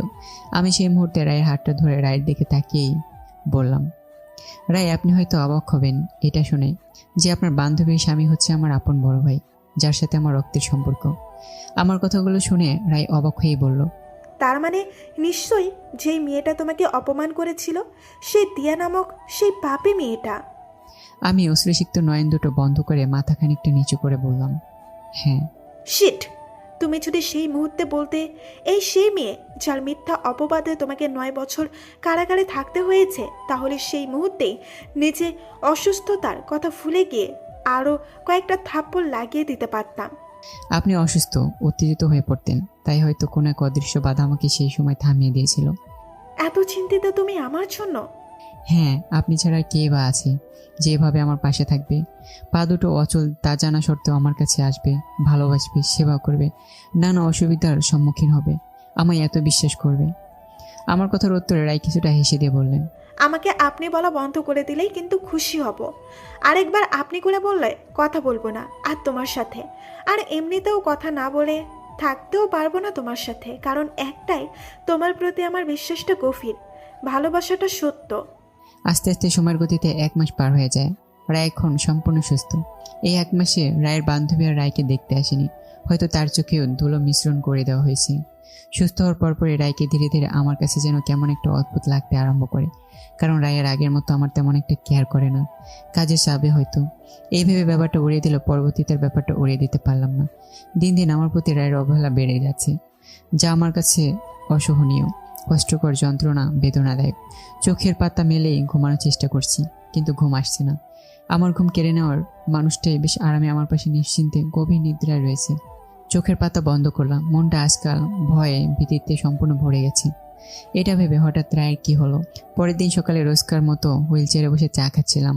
সেই মুহূর্তে কোথা থেকে যেন রায় এসে আমার হাত থেকে চায়ের কাপটা ফ্লোরে ফেলে দিয়ে সর্বোচ্চ শক্তি প্রদান করে প্রথমবারের মতো আমার গালে থাপ্পড় বসিয়ে দেয়। আমি সেই মুহূর্তে সম্পূর্ণ বাকরুদ্ধ হয়ে গেছিলাম। মনের মধ্যে খুব ভয়ও হচ্ছে বটে। আমি কি কোনো ভুল করে ফেলেছি যে রায় আমাকে আজ এভাবে থাপ্পড় মারল? অবাক করা চাহিনিতে অশ্রুসিক্ত নয়নে রায়ের দিকে তাকালেই রায় মুখ ঘুরিয়ে নিয়ে রাগান্বিত কণ্ঠে বলল, সত্যি আমি ভুল ছিলাম, আমি বেঠিক ছিলাম। তুমি সত্যি একজন ধর্ষক, কুলাঙ্গার, চরিত্রহীন। রায়ের মুখ থেকেও যে একসময় এই 3টা বাক্য শুনতে পাবো, সত্যিই ভাবতেও কল্পনা করতে পারিনি আমি। যে এতদিন আমার পাশে ছিল, আমাকে সাপোর্ট করেছিল, ভালোবেসেছিল, বিশ্বাস করেছিল, আর আজ স্বয়ং তার মুখে এই 3টি কথা শুনে আমি সম্পূর্ণ বাকরুদ্ধ হয়ে গিয়েছিলাম। অবাকের সর্বোচ্চ সীমা অতিক্রম করে বোবারূপে রূপান্তরিত হয়ে গিয়েছিলাম। চোখের অশ্রু তীব্র আকারে বেয়ে বেয়ে পড়তে আরম্ভ করে। বুকের ভেতরটা কষ্টের আগুনে জ্বলে পড়ে ছাই হয়ে যাচ্ছে। অতএব রায় আবার বলল, আমি ভুল করেছিলাম তোর মতো চরিত্রহীনকে বাড়িতে আশ্রয় দিয়ে, ভুল করেছিলাম তোর মতো এক ধর্ষককে বিয়ে করে, ভুল করেছিলাম আমি তোর মতো এক কুলাঙ্গারের সাথে বিয়ে নামক এক পবিত্র সম্পর্কে আবদ্ধ হয়ে। আজ আমি আমার করা ভুলগুলো সংশোধন করব।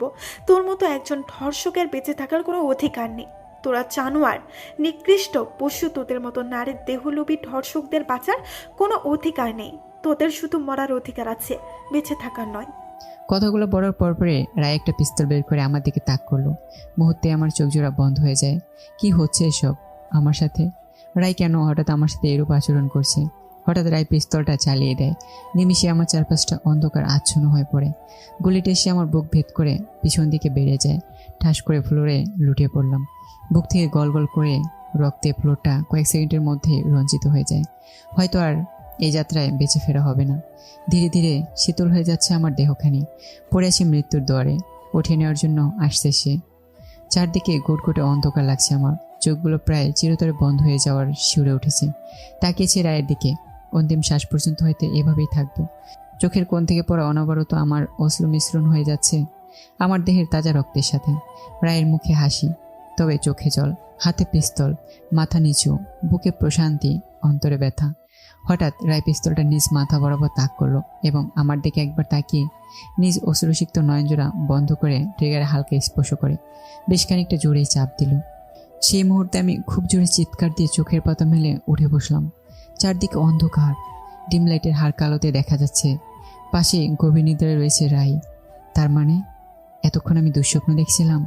ঘামে আমার শার্টটা ভিজে একাকার। বুকের ভেতরটা ভয়ে এখনো ধুকধুক করছে। রাত হয়তো অনেক গভীর। বাইরে প্রচণ্ড বৃষ্টি হচ্ছে, সেই সাথে বিকট শব্দে বজ্রপাত। বজ্রপাতের শব্দে আমি ছোটবেলা থেকে ভয় পাই, আর আজও ব্যতিক্রম হলো না।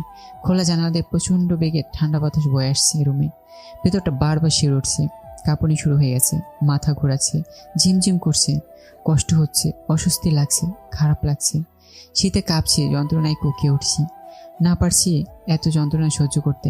অতঃপর একটু জোরেই কুকিয়ে উঠলাম। হঠাৎ রুমের লাইটটা জ্বলে উঠল। তাকে দেখে রায় আমার দিকে তাকিয়ে রয়েছে। হয়তো বেশ আন্দাজ করতে পেরেছে আমি অসুস্থ বোধ করছি। অতএব রায় আমাকে স্পর্শ করলো এবং সাথে সাথে চমকে উঠে বলল, শরীরটা জ্বরে পুড়ে যাচ্ছে, আর তুমি আমায় না ডেকে যন্ত্রণায় কুকাচ্ছ। না, আমার তেমন কিছু হয়নি, আমি ঠিক আছি। একদম চুপ। কথাটা বলার পরপরই রায় ওষুধ বের করে আমায় খাইয়ে দিল এবং ঝাঁচালো কণ্ঠে বলল, তোমাকে কতবার বলেছিলাম, খারাপ লাগলে বা অসুস্থ বোধ করলে আমায় বলতে, নীরবে সহ্য করতে বলিনি। খোলা জানালা দিয়ে বয়ে আসা ঠান্ডা বাতাস এখন আমার অসুবিধার কারণ হয়ে দাঁড়াচ্ছে, যা বেশ উপলব্ধি করতে পেরেছিল রায়। তাই হয়তো দ্রুত জানালাটা বন্ধ করে একটা কাঁথা টেনে দিল আমায়। লাইটটা বন্ধ করে দিয়ে পিছন থেকে আমায় জড়িয়ে ধরে মাথা হালকা স্পর্শে হাত বুলিয়ে দিয়ে বলল, আর কোনোদিন আমার থেকে এসব লুকাবে না। আজ আর রায়কে খুব একটা অদ্ভুত লাগছে না আমার। আগের মতো সেই রায়কে এই মুহূর্তে অনুভব করতে পারছি। পরের দিন আর বিছানা থেকে ওঠার শক্তি শরীরে খুঁজে পেলাম না, কারণ জ্বর বেড়ে গেছে আগের তুলনার থেকে। অতএব 2 দিন পর সম্পূর্ণ সুস্থতা অর্জন করলাম আমি। এই 2 দিনে রায় কোথাও যায়নি, সব কাজ ফেলে দিয়ে সবসময় আমার নিকটেই থেকেছে, সেবা করেছে। আমি হয়তো শুধু রায়কে এতদিন কিছুটা সন্দেহের দৃষ্টিতে দেখেছিলাম, হয়তো সত্যি সত্যি কাজের অনেক চাপ ছিল, কিন্তু পরে ঠিকই জানতে পারলাম কি এই গুরুত্বপূর্ণ কাজ ছিল। ওয়াশরুম থেকে বের হলো রায়, অতঃপর নিজ পছন্দ অনুযায়ী আমাকে একটা শার্ট পরিয়ে দিয়ে বলল, আজ আমরা দুইজন তোমার গ্রামে তোমার বাড়িতে যাচ্ছি। রায়ের এমন কথা শুনে আমি বেশ কিছুটা অবাক হয়ে বললাম, তুমি কি পাগল হয়ে গেছো? হঠাৎ এসব কি বলছো? না, আমি কেন পাগল হব? নিশ্চয়ই কাউকে পাগল বানানোর জন্যই যাচ্ছি। মানে? উফ, সেটা তুমি ওখানে গেলেই বুঝতে পারবে। কিন্তু তারা আমাদের মেনে নিবে না। কেন বুঝতে চাইছো না? দূর দূর করে অপমান লাঞ্ছিত করে তাড়িয়ে দেবে। আমি চাই না আমার জন্য তুমি সেখানে অপমানিত বোধ করো, তাই সেখানে না যাওয়াই আমার মতে উত্তম। আমি থাকতে তোমার ভয় কিসের? এবার আর তুমি অপমানিত হবে না, লাঞ্ছিত হবে না। বিশ্বাস রাখো সৃষ্টিকর্তার উপরে। কিন্তু না শাহরিয়ার, আর কোনো কিন্তু কেন? পরিশেষে আবার সেই গন্তব্যের উদ্দেশ্যে যাত্রা শুরু করলাম, তবে এবার আর একা নয়, সঙ্গে কাউকে নিয়ে। জানি না ঠিক ওখানে যাওয়ার পর ঠিক কি হতে চলেছে, কেন যেন আমার মন বলছে কিছু একটা ঘটতে চলেছে। অতঃপর অনেকটা জার্নির পর গাড়ি এসে থামে আমার নিজ গ্রামের নিজ বাড়ির সামনে। রায়মাকে বেশ সতর্কতার সাথে গাড়ি থেকে নামালো। আমাদের বাড়িটা 4 তলা বিশিষ্ট, 2 তলা বেলকনিতে দাঁড়িয়ে আছে রায়ের সেই বান্ধবী, অর্থাৎ নিজ আপন ভাইয়ের স্ত্রী। আমাদের দেখে যেন তিনি বেশ অবাকে পরিণত হলো এবং দ্রুত বেলকনি থেকে চলে গেলেন। অতঃপর হুইল চেয়ারে স্পর্শ করে রায়মাকে দরজা নিকটে নিয়ে আসে। মনের গভীরে এই মুহূর্তে প্রচুর পরিমাণ ভয়ের সম্মুখীন হতে হচ্ছে আমায়। দরজায় কড়া নাড়ার কিছুক্ষণ পর কে একজন এসে দরজা খুলে দেয়, হয়তো ভাইয়া। ভাইয়া রায়কে উদ্দেশ্য করে বলল, ও তাহলে পরিশেষে এসেই পড়েছেন আমাদের বাড়িতে। আপনার ব্যাপারে যা অজানা ছিল সবই জানলাম, শুনলাম আমার স্ত্রীর কাছ থেকে, অর্থাৎ আপনার বান্ধবী রিনার কাছ থেকে। আপনি হয়তো ভাবতে পারতেছেন না যে আপনি কত বড় ভুল করছেন। ভাইয়ের কথার জবাবে রায় বলল, ভুল আমি করিনি, ভুল করেছেন আপনারা। প্লিজ অযথা কথা বাড়াবেন না। এখানে ওর মতো ধর্ষক পঙ্গুকে কেন নিয়ে এসেছেন? বেশ হয়েছে, পায়ের চলার ক্ষমতা হারিয়ে ফেলেছে। ওর মতো ধর্ষককে বেঁচে থাকারই কোনো অধিকার নেই। ভাইয়ের কথাটা শুনে রায় কিছুটা রেগে গিয়ে বলল, যত ইচ্ছে এখন অপমান করুন ওকে, কিন্তু দিন শেষে আবার এমনটা যেন না হয় যে আপনি ওর কাছে ক্ষমা চাইছেন। জানি না রায় এখন ঠিক কি করতে চাইছে। অতঃপর ভাইয়াকে আর কিছু বলতে না দিয়ে রায় জোর করেই আমাকে নিয়ে বাড়ির ভিতরে প্রবেশ করে। সবাই একত্রিত হয়ে বসে রয়েছিল। আমাদেরকে দেখে সবাই বসা থেকে যে যার মতো উঠে দাঁড়িয়ে পড়ে। দিয়াপু এগিয়ে এসে চিৎকার করে বলতে লাগলো, ওদের বাড়িতে ঢুকতে দিয়েছে কে? দিয়াপুর কথার উত্তরে রায় বেশ শান্ত গলায় বলল, তোমার মতো এক নিকৃষ্ট নারীকে কেই বা এই বাড়িতে থাকতে দিয়েছে? 2 বেলা 2 মুঠোর জন্য তুলে দিচ্ছে। রায় কথার উত্তরে দিয়াপু কিছু বলতে যাবে, তার আগে চাচা বললেন, এই তোমার সাহস কি করে হয় আমাদের বাড়িতে দাঁড়িয়ে স্বয়ং আমার মেয়েকে অপমান করার? রায় বেশ কিছুটা হেসে বলল, সাহসের কি বা আর দেখলেন? এরপর তো আমি পায়ের জুতা খুলে আপনার মেয়েকে আঘাত করব, তখন আপনি চাইলেও কিছু করতে পারবেন না। মাথা নিচু করে হুইল চেয়ারে বসে আছি আমি। মাঝে মাঝে চুপ করে দাঁড়িয়ে থাকা লোকটার দিকে, অর্থাৎ বাবার দিকে তাকাচ্ছি। আগের সেও কেমন একটা যেন হয়ে গেছে, হয়তো বাবা নিজের যত্ন নিতে ভুলে গেছে। মাথায় তেমন কিছুই ধরছে না আমার, রায়টি কি করতে যাচ্ছে। রায়ের এরূপ কথা শুনে দিয়া পড়ে গিয়ে বলল, হাউ ডেয়ার ইউ!